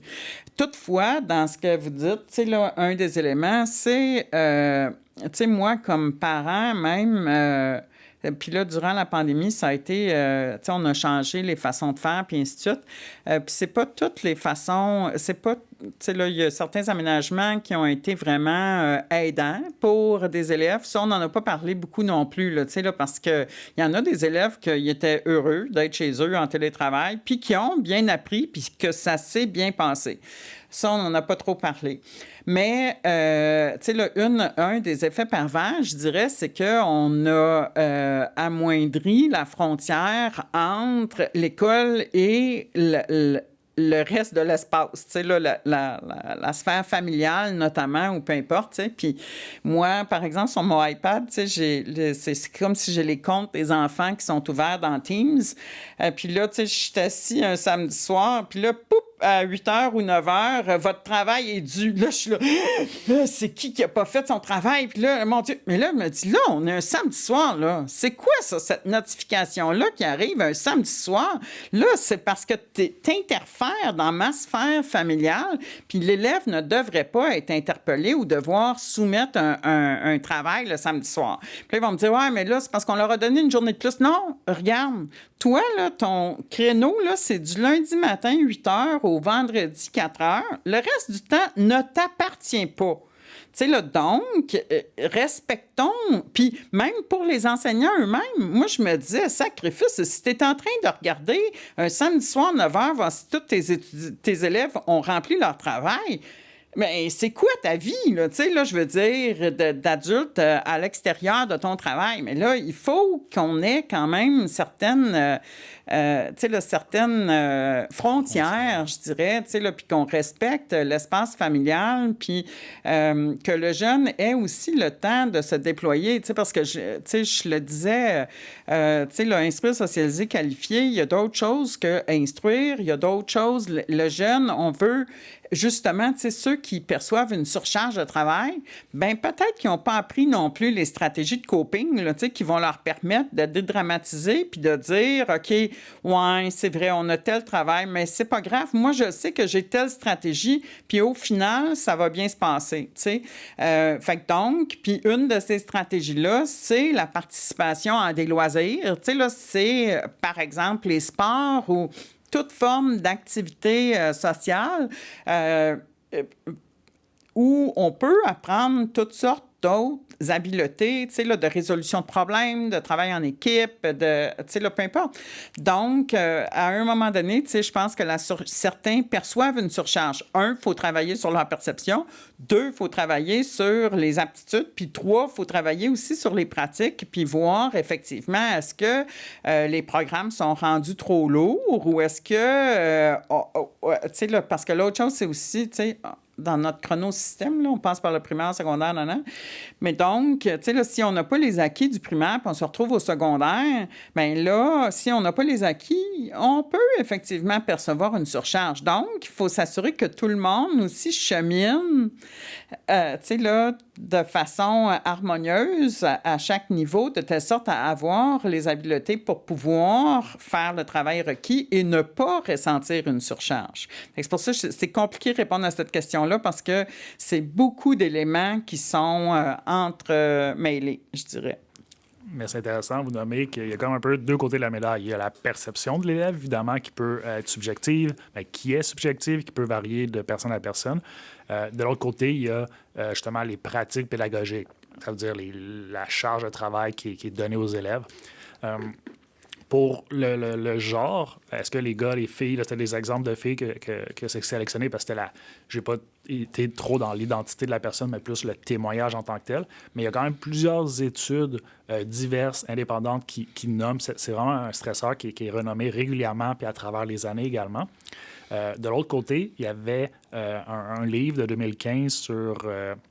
justement, les pratiques, ils nommaient ces stresseurs-là, mais ils donnaient des pistes de solutions. Puis ce que je trouvais vraiment intéressant, une des pistes de solutions, c'était d'évaluer justement la charge de travail réelle qui est effectuée par les jeunes à l'école. Ils nommaient différentes manières. C'est sûr qu'il peut y avoir un journal de bord qui peut être rempli par les élèves. C'est sûr que là, on peut tout de suite imaginer si l'élève il est malveillant, mais il peut marquer plus nombre d'heures que ce qu'il fait régulièrement. Il y avait d'autres manières de le faire aussi, c'est de faire les devoirs en classe pendant, par exemple, une semaine. Il y en a même une, c'était d'avoir une journée où les profs sont des élèves, parce qu'il y avait une journée, les profs prenaient les souliers d'un élève, puis ils passaient la journée d'un élève traditionnel à faire les travaux, les devoirs. Puis des fois, ça allait amener des perceptions, parce que dans ces études-là qu'il avait testé, ces systèmes-là, les professeurs ou les enseignants plutôt réalisaient justement qu'il y avait peut-être une surcharge de travail. Donc, il y avait vraiment différentes manières. Puis, ils proposaient aussi, par exemple, de coordonner toute la charge de travail d'un même niveau scolaire. Ça veut dire, mettons, tous les secondaires 3, tous les professeurs de secondaire 3 se réunissent, ils ont une espèce de tableau commun, puis là, ils peuvent marquer. Oui, OK, c'est de l'organisation, mais ils peuvent marquer leur remise de travaux, leurs examens, peut-être une moyenne d'heures de devoirs par semaine. Fait que là, comme ça, tout le monde de la même cohorte est au courant de ce que les autres professeurs que les élèves font. Fait qu'il peut y avoir une espèce de vision globale que des fois, je me pose la question si c'est vraiment le cas. Fait qu'il y a comme l'importance de peut-être, oui, il y a plusieurs études qui nomment que les jeunes vivent cette surcharge de travail-là, puis c'est un stresseur, puis en même temps, plus de temps qu'ils passent sur les études, moins de temps qu'ils ont pour justement développer d'autres sphères de leur vie, voir leurs amis, se reposer, prendre soin de leur santé. Mais l'autre côté, c'est d'évaluer ce qu'il y a vraiment une surcharge de travail. Puis ça, j'ai l'impression que, je ne sais pas si on le fait, mais on dirait que ça pourrait être intéressant de voir. En tout cas, moi, je sais que dans certaines écoles, effectivement, les différents niveaux, tu sais, là, les 8 enseignants, par exemple, autour d'un groupe, vont se réunir puis vont faire de tels exercices. Est-ce que c'est fait partout? Je sais pas. Mais je pense que, en tout cas, il y a plusieurs bonnes pistes dans ce que vous mentionnez, là, parce que effectivement, tu sais, on peut y travailler à différents niveaux. Mais de voir à ce que, par exemple, tu sais, moi, je dirais sur le plan universitaire, c'est la même chose. Tu sais, les cohortes universitaires pourraient dire la même chose. Puis eux, je veux dire, je pense que c'est réel dans le sens où les examens de mi-session arrivent presque tous en même temps, les travaux à remettre, puis ainsi de suite. Fait que les étudiants doivent aussi apprendre à gérer, tu sais, là, puis à faire un petit peu à la fois ou peu importe, là, tu sais, là, donc, mais effectivement, dans un contexte semblable, tout arrive tout en même temps, puis ça représente une charge mentale assez grande, là, de pouvoir gérer tous ces éléments-là en même temps. Okay. Je vois ma prochaine question. Je vais quand même nommer, on a quand même répondu à la question, mais je trouve que c'est quand même important de nommer les résultats de certaines études que je rapportais sur l'association entre le nombre d'heures de devoirs et la performance scolaire. Fait que c'est ça, j'ai l'impression qu'on a toute la perception que si on donne des devoirs, c'est pour favoriser les apprentissages, puis ensuite les apprentissages qui vont être reflétés dans les notes scolaires. Mais est-ce que plus d'heures de devoirs mènent toujours à une meilleure performance scolaire? Pour répondre à cette question, j'ai examiné la littérature scientifique et j'ai trouvé que les études rapportent souvent des résultats mixtes sur ces sujets. Selon certains auteurs, par contre, on pourrait quand même ressortir un constat général selon lequel la durée des devoirs serait bénéfique pour la performance scolaire en scolaire 1 et 2, mais après 1h30 de devoirs par soir, ces bénéfices diminuent. En scolaire 3, 4, 5, la durée de devoirs serait également bénéfique, mais après 2 heures de devoirs par soir, ces bénéfices diminuent. Ils ont même nommé que c'était la règle du 10 minutes, où ce que la durée des devoirs, pour refléter ces bénéfices-là des devoirs, il faudrait que les devoirs à la maison durent 10 minutes par soir multiplié par le niveau scolaire. Fait que, le niveau scolaire, c'est le niveau scolaire des systèmes américains. Fait que l'école secondaire, je pense que c'est sur la 1 à 5 représente les niveaux 7 à 11, si je ne me trompe pas, donc à peu près 70 minutes en scolaire 1, puis ensuite tu augmentes de 10 minutes. Ça reflèterait à peu près les associations positives entre les devoirs et les bénéfices. Il faut aussi savoir que des études qui montrent que justement trop de temps sur les devoirs serait associé à différents problèmes, par exemple des problèmes de santé, stress, anxiété, dépression, manque de sommeil, du désengagement scolaire, puis même une vie moins équilibrée, vie sociale, divertissement, activité parascolaire. Fait que les questions que moi, ces genres d'études-là me montrent, c'est est-ce qu'on a la conscience de justement de la charge de travail que l'on donne, puis en sachant que veut pas, on a juste 24 heures dans une journée, puis là-dedans, on en dort quoi, à 8 à 10, surtout à l'adolescence, je pense que le sommeil est beaucoup plus présent également. Quel est le reste du temps passé à l'extérieur de la sphère plus académique? Quel est le temps qui reste de libre pour un peu toutes les autres activités, les autres sphères de développement? Moi, c'est des questions qui m'inspirent et qui sont assez profondes à mon avis, là. Je ne sais pas si vous voulez rebondir avant que c'est-à-dire que, tu sais, là-dedans, c'est aussi, tu sais, là, est-ce que, tu sais, là, les devoirs sont fondamentalement nécessaires, tu sais, là, puis, en tout cas, c'est une question de tout temps, puis c'est une question qui est posée dans, tu sais, là, les études ont été menées dans différents contextes, dans différents pays. Tout le monde se pose cette question-là, tu sais. Puis, je reviens à ma courbe normale, tu sais, puis je me dis, bien, certains élèves ont besoin de faire des devoirs, certains élèves n'ont pas nécessairement besoin de faire des devoirs. Tu sais, là, fait que si on... tu sais, parce que... Je reviens aux maths, parce qu'en maths, on dit vraiment, tu sais, là, que c'est l'exercisation. Tu sais, autrement dit, c'est plus on fait le même type de résolution de problème, plus ça devient ancré, puis plus facile c'est par la suite, puis ensuite, c'est presque une habitude cognitive qu'on développe. Puis donc, conséquemment, après ça, c'est plus facile. Fait que eux autres, ils sont vraiment, tu sais, là, en maths, là, ils tiennent vraiment à leurs devoirs, puis ainsi de suite.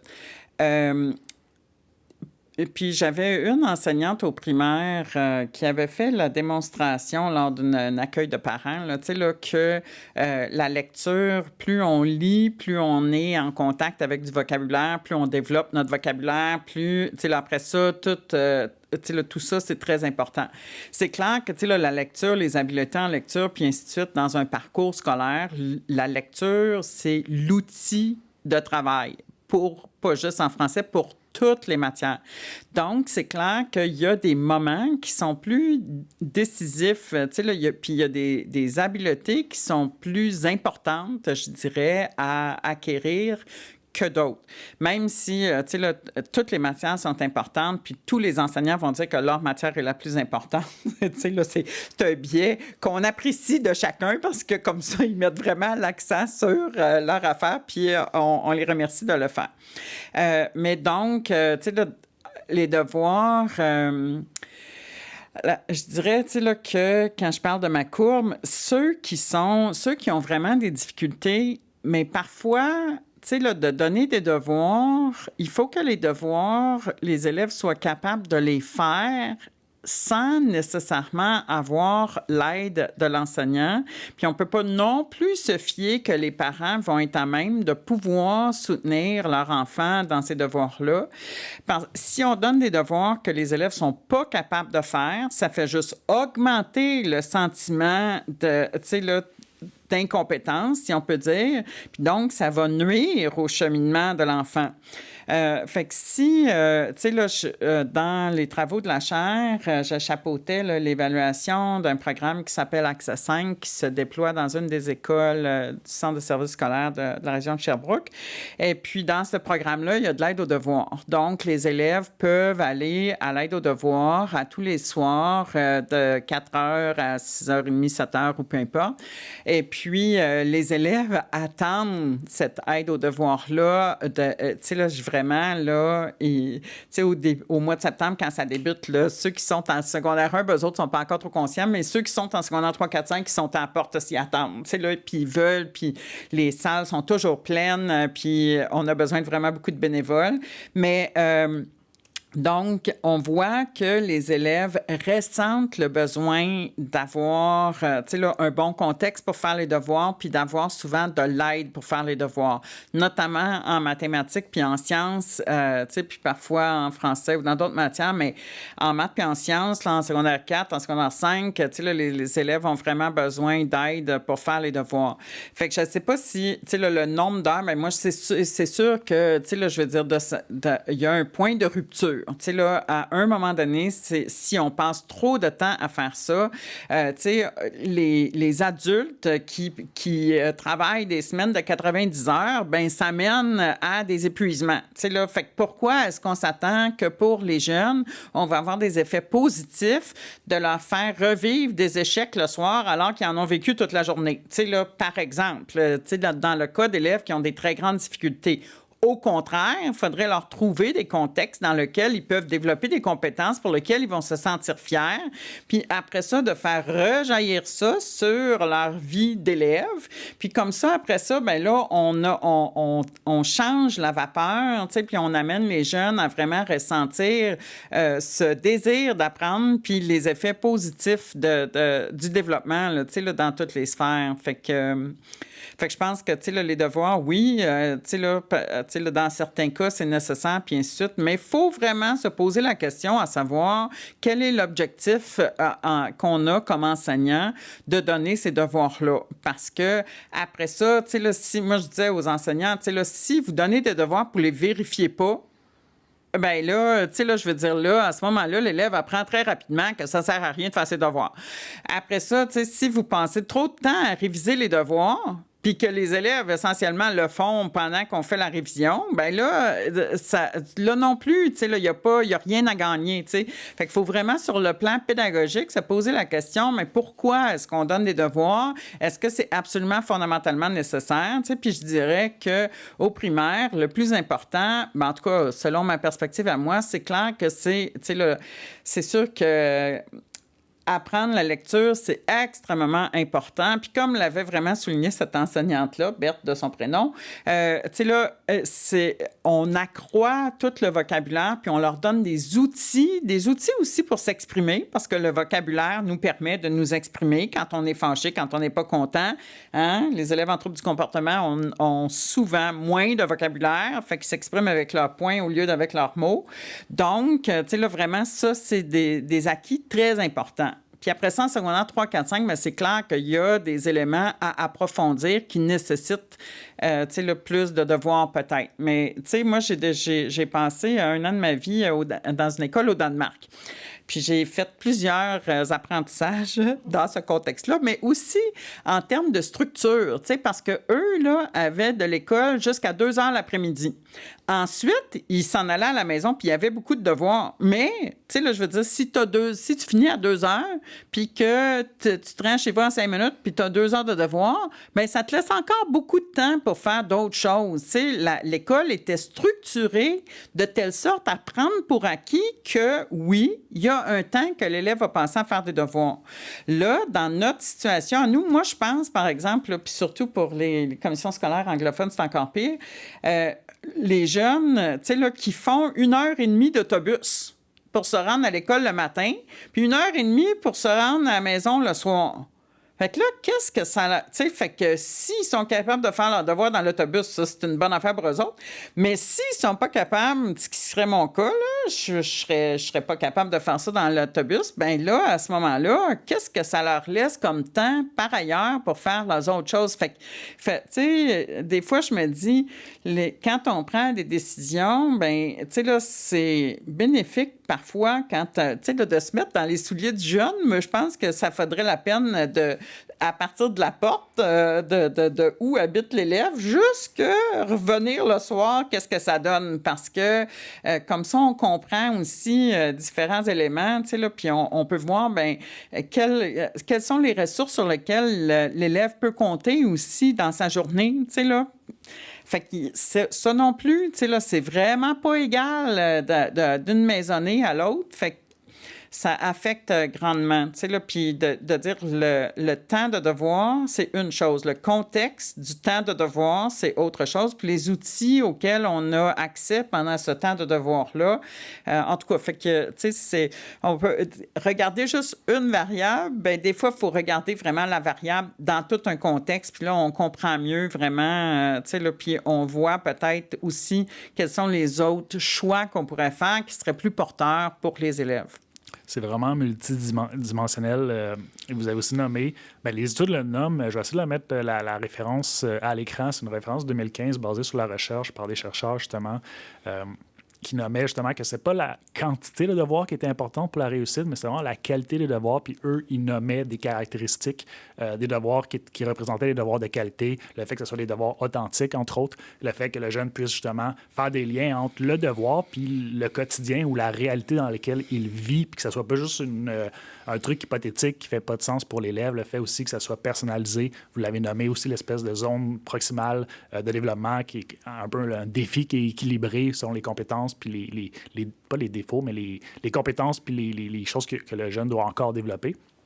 Et vous avez nommé les devoirs. Oui, effectivement, j'ai lu aussi que c'est une question qu'on se pose. Est-ce que c'est nécessaire? Est-ce qu'on en donne? Puis il y a vraiment des variances entre les pays, comme vous l'avez nommé avec le Danemark. Moi, ce que j'ai fait, j'ai examiné pour comprendre un peu les devoirs d'une perspective plus internationale, j'ai examiné 71 pays. En fait, j'ai regardé le tableau, puis j'ai regardé les meilleurs, puis les moins bons, sur 71 pays qui ont... au PISA, en fait, je vais expliquer c'est quoi le PISA. Tout d'abord, le PISA, c'est une initiative de l'Organisation de coopération et de développement économique qui vise à mesurer les performances des systèmes éducatifs de différents pays en évaluant les connaissances et les compétences scolaires d'élèves de 15 ans. Donc, on est à l'école secondaire. PISA signifie Programme international pour le suivi des acquis. Donc, j'ai comparé les pays les plus performants au PISA en sciences, en lecture et en mathématiques parmi 71 pays. Parmi les pays qui se classaient entre la première et la 21e place dans ces trois matières-là, en 2015, les adolescents de certains de ces pays font entre 1,3 à 2 fois plus de devoirs par soir que d'autres de ces pays-là qui se classent toujours dans les 21 premiers, par exemple. Le Canada est l'un de ces pays performants dans lesquels les adolescents font plus de devoirs que d'autres. Plus précisément, le Canada est classé entre la 3e et la 10e place en sciences, en lecture et en mathématiques. Et il estimait que les jeunes passent environ 18 heures par semaine en travaux scolaires et en études à l'extérieur des heures régulières de l'école. Ces statistiques sont très similaires justement au Danemark, qui se classe entre la 12e et la 21e place, tandis que pour la cité-État de Singapour, classée première dans ces trois matières, les jeunes passent 22 heures par semaine en travaux et en études à l'extérieur de l'école.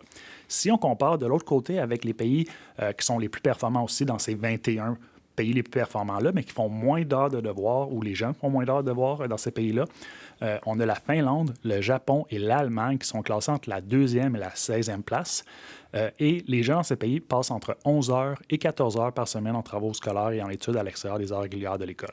Donc, on peut voir que parmi les pays les plus performants, les 21 pays les plus performants sur 71 pays, la durée des travaux et de l'étude à l'extérieur de l'école dans certains de ces pays-là varie entre 11 heures et 22 heures par semaine, donc jusqu'à 2 fois plus. Peut-être que la cité-État est un petit peu peut-être à part, est à un bout du continuum, mais quand même. Fait que j'ai l'impression que ça met en perspective peut-être des questions sur les systèmes éducatifs, la manière que le nombre d'heures ou la manière que les jeunes passent les heures à l'école, puis ensuite la place des devoirs là-dedans. On dirait que ça amène vraiment des réflexions. En tout cas, moi, ça m'a apporté ça quand j'ai vu ces comparaisons-là de systèmes éducatifs probablement différents. Mais c'est ça. Puis, tu sais, pour avoir vécu au Danemark puis avoir vu, tu sais, eux autres, ils finissent l'école à 2 heures, comme je le disais. Donc, tu sais, oui, tu sais, là, eux autres, ils en font beaucoup de devoirs, mais c'est calculé, c'est un calcul de la société, là. Ils l'ont inclus dans comment ils structurent l'école.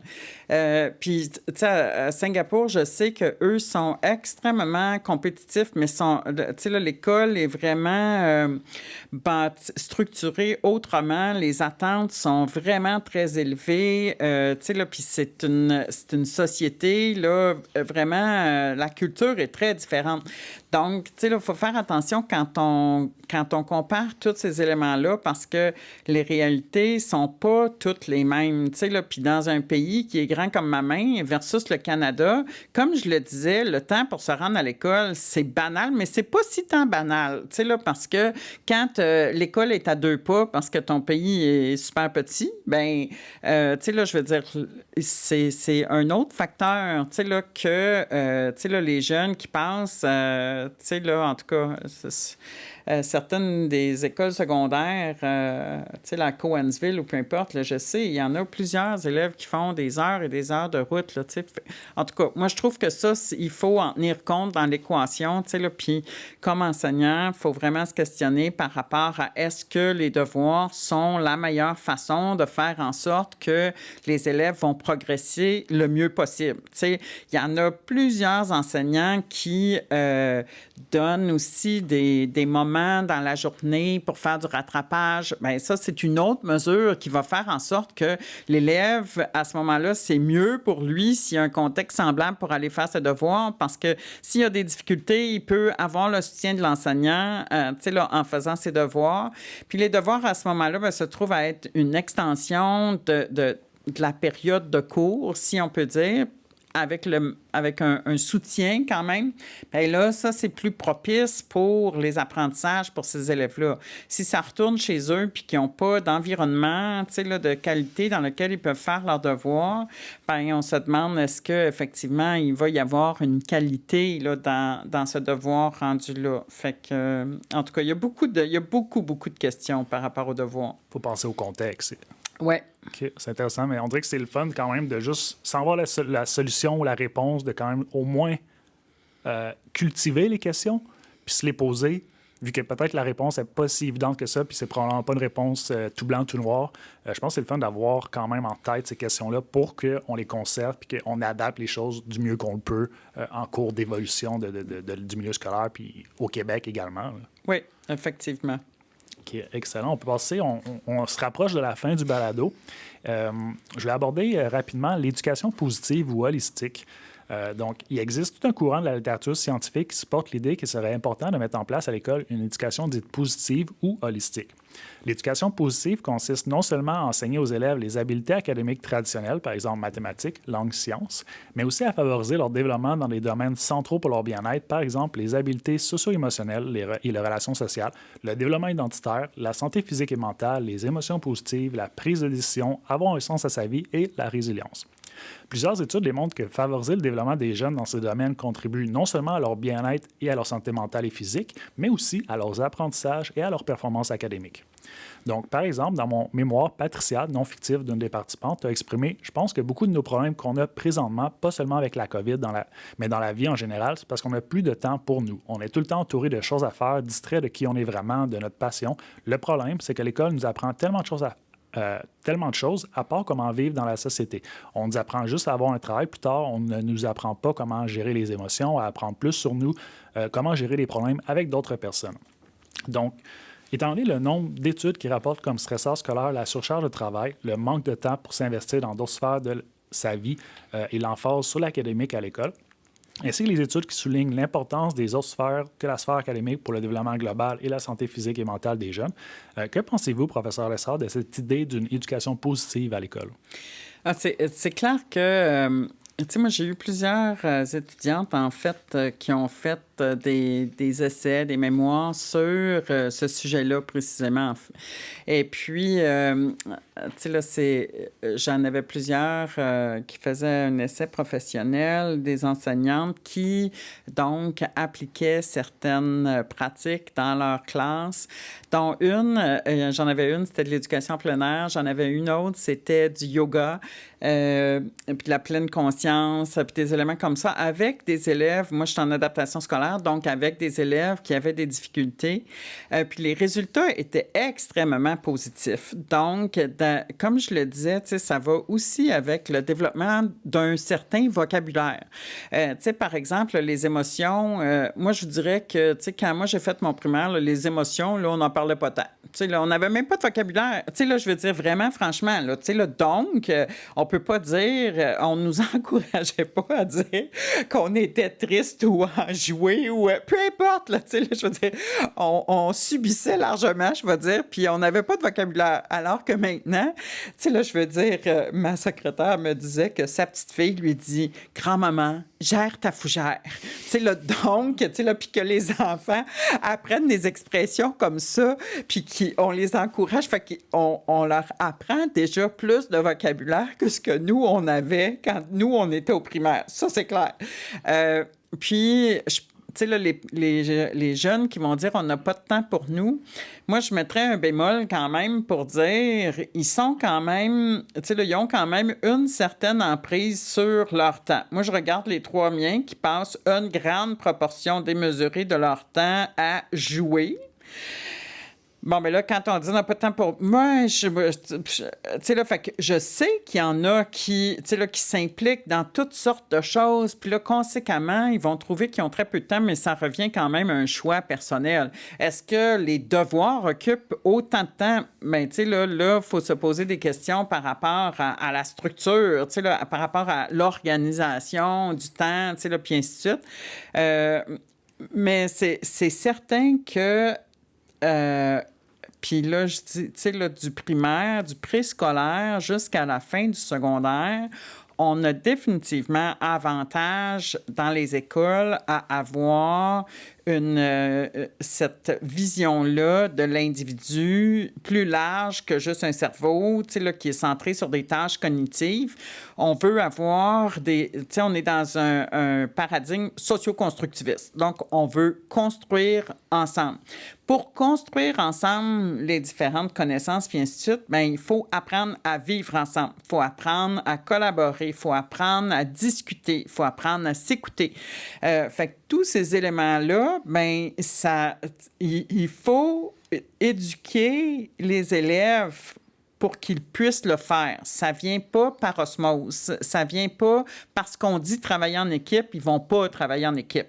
Il faut leur montrer comment. Tu sais, là, fait que donc, il faut que les enseignants, déjà, aient cette espèce de vision-là, tu sais, là, d'éducation holistique ou positive, tu sais, ou... tu sais, puis l'autre élément pour certains enseignants, c'est parce que ça nécessite une gestion de classe hors pair.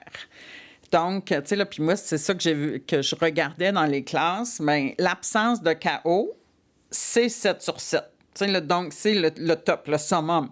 Mais pour qu'il y ait de l'activité et une absence de chaos, il faut vraiment avoir des bonnes aptitudes en gestion de classe. Il faut que les élèves aient une tâche à faire. Il faut qu'ils sachent. Il faut qu'il y ait tous les outils pour le faire. Il faut qu'il y ait les conditions. Il faut qu'on ait des règles dans la classe qui soient claires, constantes, cohérentes, tu sais, là, puis qui soient connues. Puis là, à ce moment-là, on crée tu sais, là, en anglais, ils appellent ça dans mes critères « well-oiled machine ». Tu sais, là, fait que là, tout le monde fonctionne bien ensemble, mais à ce moment-là, c'est le moment magique où on a les yeux étincelants puis les apprentissages qui se font. Mais pour arriver là, tu sais, moi, vu que j'ai suivi beaucoup d'enseignants sur plusieurs années, les mêmes sur plusieurs années, des fois, je me disais, on arrivait à la fin d'une année, puis je me disais, all right, là, tu sais, là, là, ça marche, tu sais, là, tout est beau, tu as tout compris, c'est beau. Là, on arrivait au mois de septembre, puis là, qu'est-ce que c'est ça? Ah, là, je me disais, sacrifice, on recommence avec un autre groupe, là, on repart à zéro.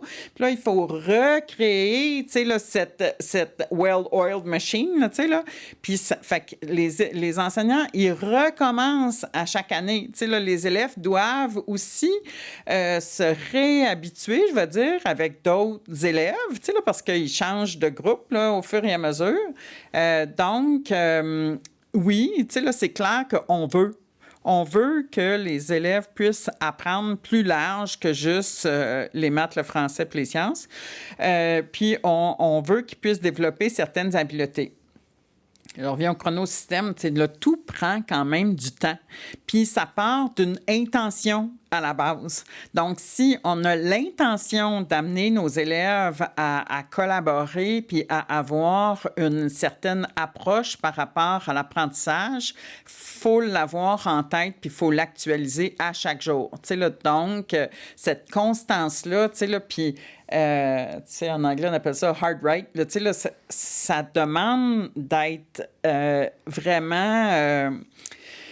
tu sais, comme enseignant, je le sais, là, ça demande, il faut être rigoureux, puis il faut prendre le temps au début de l'année de bien installer les choses. Puis ça veut dire que peut-être qu'on va faire un peu moins de maths pendant cette période-ci, mais on va amener le groupe plus loin, puis éventuellement, ça va être beaucoup plus payant, puis on va pouvoir aller plus vite par la suite. Mais il faut l'avoir presque vécu pour savoir que ça va fonctionner, tu sais. En tout cas, fait que c'est, comme je le disais, éduquer, c'est compliqué. Éduquer, c'est compliqué, puis ça prend de l'expérience, puis ça prend, je vais dire même une certaine complicité entre les élèves, entre eux, puis l'enseignant. Puis dans cette bulle-là, il faut qu'ils se fassent confiance, puis qu'ils cheminent tout le monde ensemble. Donc, moi, je suis, tu sais, là, je veux dire, il faut aider les élèves à développer leurs habiletés. Là, tu sais, là, je pensais à mon étudiante qui faisait son projet sur la pleine conscience, puis ainsi de suite. Mais tu sais, ce que puis ça, c'était des enfants qui étaient, tu sais, la première année, je pense, là, mais ce que les enfants disaient par la suite, c'était de toute beauté. Tu sais, là, fait qu'eux autres, ils avaient vraiment fait des apprentissages qui, je crois, vont être porteurs pour la durée de leur... tu sais, fait qu'on sème des graines, toujours. C'est ça qu'il faut faire. C'était intéressant ce que vous nommiez avec... la manière d'un peu mettre en place une éducation positive à l'école. Ce que les études nommaient, entre autres, c'est que, par exemple, tu pouvais faire d'une pierre deux coups. Par exemple, en français, en écriture, au lieu de faire une rédaction écrite sur un sujet X, Y, Z, qui peut des fois peut-être avoir moins d'application, mettons, si on regarde avec une vision plus développementale, mais tu pouvais utiliser cette opportunité-là pour, par exemple, faire des réflexions identitaires sur qui tu veux être plus tard ou sur un modèle qui t'inspire dans la société. Fait qu'il y a des fois qui nommaient que justement de faire d'une pierre deux coups pour favoriser, oui, les compétences académiques traditionnelles comme l'écriture, mais aussi le développement global puis les réflexions. Il y avait des choses intéressantes à ce niveau-là qui pouvaient être jumelées. Puis justement, par rapport au développement identitaire, c'est un de mes sujets préférés, évidemment, personnellement, puis aussi en recherche. Puis c'est aussi une tâche développementale essentielle à l'adolescence, laquelle le développement identitaire serait très important pour le bien-être, la santé mentale, les relations sociales et la réussite éducative des jeunes. Un exemple de l'importance du développement identitaire, c'est-à-dire apprendre à découvrir qui l'on est, à être qui l'on est vraiment, et ensuite prendre les décisions et les engagements qui reflètent qui l'on est, est souligné par le témoignage de l'une des participantes dans mon mémoire, Jade, non fictif, qui l'associe même à sa définition de réussir. Jade énonce que réussir, pour moi, représente réussir à s'intégrer dans la société comme qu'on est. Parce que maintenant, c'est vraiment dur de s'intégrer exactement notre personne. Jade souligne également un des obstacles à ce développement identitaire à l'école, ce qu'elle dit en montrant l'école dans sa photo. Je voulais dire la conscientisation de devoir tous prendre le même chemin, mais dans le fond, personne ne va prendre le même chemin, mais on va tous avoir les mêmes connaissances, même si personne ne va tous avoir besoin des mêmes connaissances. Et ici, on peut interpréter cela de différentes manières, mais j'ai l'impression que c'était comme si le cheminement scolaire ne facilitait pas toujours le processus de développer notre identité d'individu unique, puisque le cheminement scolaire pourrait tendre à tous nous uniformiser. Il y a aussi plusieurs études qui nomment que l'école secondaire peut souvent inconsciemment influencer négativement l'identité des adolescents en leur communiquant qui ils peuvent ou devraient être, et ce, par l'entremise de divers processus. On a, par exemple, les processus de différenciation et de sélection à l'école, par exemple, le statut social qui est associé à différents regroupements à l'école, par exemple, les élèves qui doivent prendre une classe de rattrapage. On a aussi les stratégies d'enseignement, par exemple, les enseignants qui ne laissent pas les élèves librement approfondir leur identité d'artiste par l'expression de soi dans une classe d'art plastique. On a aussi les attentes des enseignants, par exemple, des attentes qui peuvent être rigides et fixes, qui ne laissent pas l'élève évoluer et changer, ou des enseignants qui laissent tomber leurs attentes que l'élève peut s'améliorer. Et on a les normes sociales des autres adolescents, par exemple, des adolescents qui, dans une classe, ne vont pas accepter l'identité de leur père, d'un élève dans la classe qui vient d'être désigné comme un expert dans cette matière scolaire-là par l'enseignant. Pardon. Donc, je voulais savoir comment vous voyez le rôle de l'école peut-être dans le développement identitaire ou est-ce que est-ce que l'école, des fois, peut envoyer des messages pour influencer l'identité des jeunes, parfois positivement, parfois négativement? Comment vous voyez un peu cette influence de l'école-là dans le développement identitaire qui, rappelons-le, est une des tâches principales selon les théories à l'adolescence? C'est clair que l'école est là pour normaliser, je vais dire. Là, l'école a pour fonction là, instruire, socialiser, qualifier, mais c'est inculquer une certaine culture. Là, donc, c'est clair que comment je dirais bien? L'école offre, dans un certain sens, un chemin. Là, puis on veut que la plupart des individus passent par le même chemin. T'sais. Mais c'est certain que pour certains, comme je l'ai dit, c'est plus facile, puis pour d'autres, c'est plus difficile. Il y en a qui sont, qui plus facilement vont accepter de suivre le chemin. Puis pour d'autres, ils sont confrontés à, je veux dire, à des obstacles ou des défis où ils ressentent les choses différemment. Donc, je pense, par exemple, des jeunes qui s'identifient à la communauté LGBTQ+. Puis, par exemple, qui sont, je vais dire, aux îles de la Madeleine. Il y a une école secondaire. Ou à Lac-Mégantic, il y a une école secondaire dans la région. Puis là, eux, ils sont pris dans un certain contexte où ils ont très peu d'options pour... Fait que là, pour ces jeunes-là, je pense que le chemin est beaucoup plus ardu. Puis l'école leur renvoie effectivement une espèce d'image de non-conformité, qui est perçue comme étant négative. Mais dans le vrai fin fond, ça peut être un fait qui soit non conforme. Mais ça peut être correct qu'il soit non conforme. On veut pas que tout le monde soit pareil. On veut pas que tout le monde suive le même chemin. Parce que la jeune, dans le texte mentionné, a raison. On est là, on apprend tout le monde à peu près les mêmes connaissances, mais dans le vrai fin fond, par la suite, on n'utilisera jamais tout le monde exactement les mêmes connaissances. On les mobilisera pas toutes, puis surtout pas à part égale tout le temps. Là, donc, mais on veut que, là, c'est une culture là, qu'on inculque aussi, puis qui est un point de référent, puis qui nous définit comme société québécoise, par exemple. Donc, puis qui nous distingue de la société danoise, par exemple, là, ou américaine. Donc, fait que l'école permet vraiment cette cohésion sociale-là. Mais c'est clair que c'est pas tout le monde qui va être, je vais dire, dans le noyau dur. Il y en a qui sont des électrons libres, là, qui sont plus en périphérie. Puis moi, je considère que ça, c'est bien correct. Là, puis, mais il faut que ces jeunes-là sentent que c'est correct. Parce que quand on leur renvoie une image qui sont atypiques, mais là, c'est bon d'être atypique, là, mais on leur renvoie pas cette image-là. Puis dans tous les sens du terme, là, fait qu'il y en a qui sont atypiques, là, je veux dire... Il y en a qui sont atypiques juste parce qu'ils portent des lunettes. Il y en a qui sont atypiques parce qu'ils n'ont pas la même couleur de peau. Il y en a qui sont atypiques parce qu'ils sont bien trop brillants. Il y en a qui sont atypiques parce qu'ils ne sont pas. Fait que... Mais chaque individu, au final, doit contribuer quelque chose à la société. Puis je reviens encore à connaître et reconnaître ces jeunes-là, puis leurs forces, puis les aider à cheminer, les accompagner pour voir comment leurs différences contribuent à rendre notre société meilleure.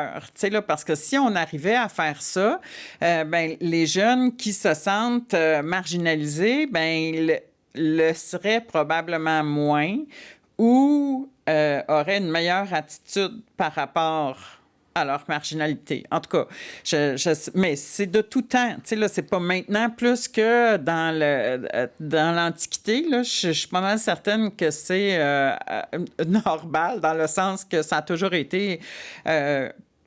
Donc, mais en tout cas, fait que c'est ça. Moi, je reviens dans ce contexte-là. C'est clair qu'il y en a qui ont des vécus qui perçoivent comme étant vraiment plus difficiles. Il y a certains... c'est ça. Mais je pense que comme société, on avance, on évolue. Si je repense à équité, diversité, inclusion, ça devient un vocabulaire qu'on veut, qu'on préconise. On dit, la diversité, on veut accepter, on veut embrasser la diversité, puis pouvoir faire en sorte que chacun trouve sa place. Je pense qu'on a évolué comme société. Il reste encore du chemin à faire, mais en tout cas, je pense qu'on s'inscrit dans la bonne direction. C'est vraiment intéressant d'être être atypique n'est pas nécessairement négatif en quelque sorte. Puis l'idée de justement apprendre à connaître puis à reconnaître un peu l'unicité de chacun Exactement. des élèves. Vraiment cool. Écoute, on arrive à la fin vraiment du balado. Je vais terminer avec quelques citations de chercheurs qui travaillent sur des sujets reliés à l'éducation, par exemple les devoirs et les examens, et ensuite vous demander si vous voulez rebondir, si ça vous inspire quelque chose. Donc, c'est les citations qui m'ont vraiment marqué durant que je travaillais sur mon mémoire. Ça commence comme ci. L'accent mis sur les notes au détriment de l'apprentissage et la pression sous-jacente exercée sur les élèves pour qu'ils rivalisent entre eux pour leur statut peuvent résulter à une attitude qui ignore les intérêts de la communauté et donne la priorité aux préoccupations personnelles. En cherchant à réussir, les adolescents peuvent devenir aliénés des instituts de la société et d'eux-mêmes. Les résultats de l'étude suggèrent la nécessité d'un examen approfondi du contexte et plus particulièrement de la culture de la réussite et de l'avancement individuel. Les écoles doivent examiner et réfléchir à leur définition de la réussite et aux systèmes qui supportent ces définitions. Cela exige que les communautés articulent, examinent et deviennent davantage publiques vis-à-vis ce qu'elles entendent par réussir et comment leur définition de la réussite influence leur façon de faire les choses. Ceci exige de faire face à des questions beaucoup plus vastes telles que le sens à donner à l'éducation, la raison d'être des examens, le rôle de l'enseignant et la vision que l'on a de la nature humaine. Je soupçonne qu'il est normal d'éviter de penser aux grandes questions, précisément parce qu'elles ont plus de conséquences et obligent à agir. Les écoles peuvent ne pas vouloir mettre en place ces changements. Leur structure actuelle répond aux besoins et aux objectifs de la classe moyenne et les écoles se portent bien, entre guillemets. Mais il faut se demander, à quel prix? Comment recevez-vous ces citations-là que... Bien, moi, je trouve que c'est important de se poser ces questions-là, puis c'est important de réfléchir à ça. Puis jusqu'à un certain point, je considère que, une faculté d'éducation, par exemple, avec des professeurs qui tablent sur ces questions-là, qui réfléchissent à ça, bien, c'est notre façon aussi, notre devoir de contribuer à la société pour faire avancer de telles questions. C'est clair que, il y a toujours l'enjeu, il y a toujours l'enjeu budgétaire. Donc, il y a beaucoup de décisions qui sont prises en fonction de budget, en fonction de conventions collectives, en fonction de toutes sortes d'autres préoccupations que de quoi ont besoin nos enfants pour bien se développer, puis comment est-ce qu'on peut structurer l'école de telle sorte à ce que ça puisse aider au mieux pour le développement de leurs compétences. Fait que, il y a tellement de grandes questions. questions. Je pense que c'est ça. À l'université, on doit continuer de se les poser. On doit continuer de trouver les zones où le développement est possible, puis qu'on réussit à obtenir les conditions là, favorables pour le développement. Puis on doit, nous, continuer à faire des représentations pour dire, ben voici ce qu'on connaît des bonnes pratiques, voici ce qu'on pense qui pourrait être constitué des bonnes idées. Ensuite de ça, c'est que quand on regarde un grand système comme ça, tu sais, j'avais un doyen à McGill qui disait « incremental change ». Tu sais, là, donc, il faut y aller à petits pas. Il faut vraiment... tu sais, là, je veux dire, des fois, les gens disent « Ah, faudrait tout changer ». Mais c'est parce que si on appliquait la première prescription de base, tu sais, là, puis qu'on faisait ce qu'on avait dit qu'on voulait faire de façon réelle, bien, peut-être qu'on n'aurait pas tant besoin de changer tant de choses que ça. Tu sais, là, je parle, par exemple, tu sais, là, je reviens à la politique, par exemple, d'intégration des élèves en difficulté dans les classes régulières. Bien, si on avait des classes régulières et non des classes d'adaptation scolaire dans lesquelles on met 2-3 réguliers, bien, là, on reviendrait à notre prescription de base, puis là, on s'apercevrait que peut-être que ça fonctionne. Donc, tu sais, là, il y a beaucoup de... Tu sais, on travaille pas dans un absolu, on travaille pas dans l'abstrait, c'est très concret, puis il y a toujours des enjeux financiers, il y a toujours des éléments. Mais à un moment donné, il faut se demander, bien, quel est le prix à payer pour qu'on ait une société en santé, une société performante, une société innovante, tu sais, là, où on va sauver la planète, puis on va faire, tu sais, là, on va faire un impact sur les changements climatiques, où on va, peu importe quel enjeu on prend, mais il faut que nos enfants puissent devenir meilleurs que nous, puis puissent, tu sais, là, traiter tous ces enjeux-là sociétaux de la meilleure façon possible. Fait que l'école est la base de tout ça. Fait que quel prix est à payer? Bien, moi, je pense que, tu sais, là, un investissement en éducation, selon des conditions favorables et porteuses, bien, c'est un investissement pour le futur dans toute notre société. C'est pas une dépense, c'est un investissement. Exactement. C'est vraiment intéressant, l'importance de se poser les questions et de se les reposer. Puis ensuite, j'ai cru comprendre dans votre discours aussi l'espèce de position de leadership que l'université possède, un peu par sa mission elle-même également. Oui, vraiment.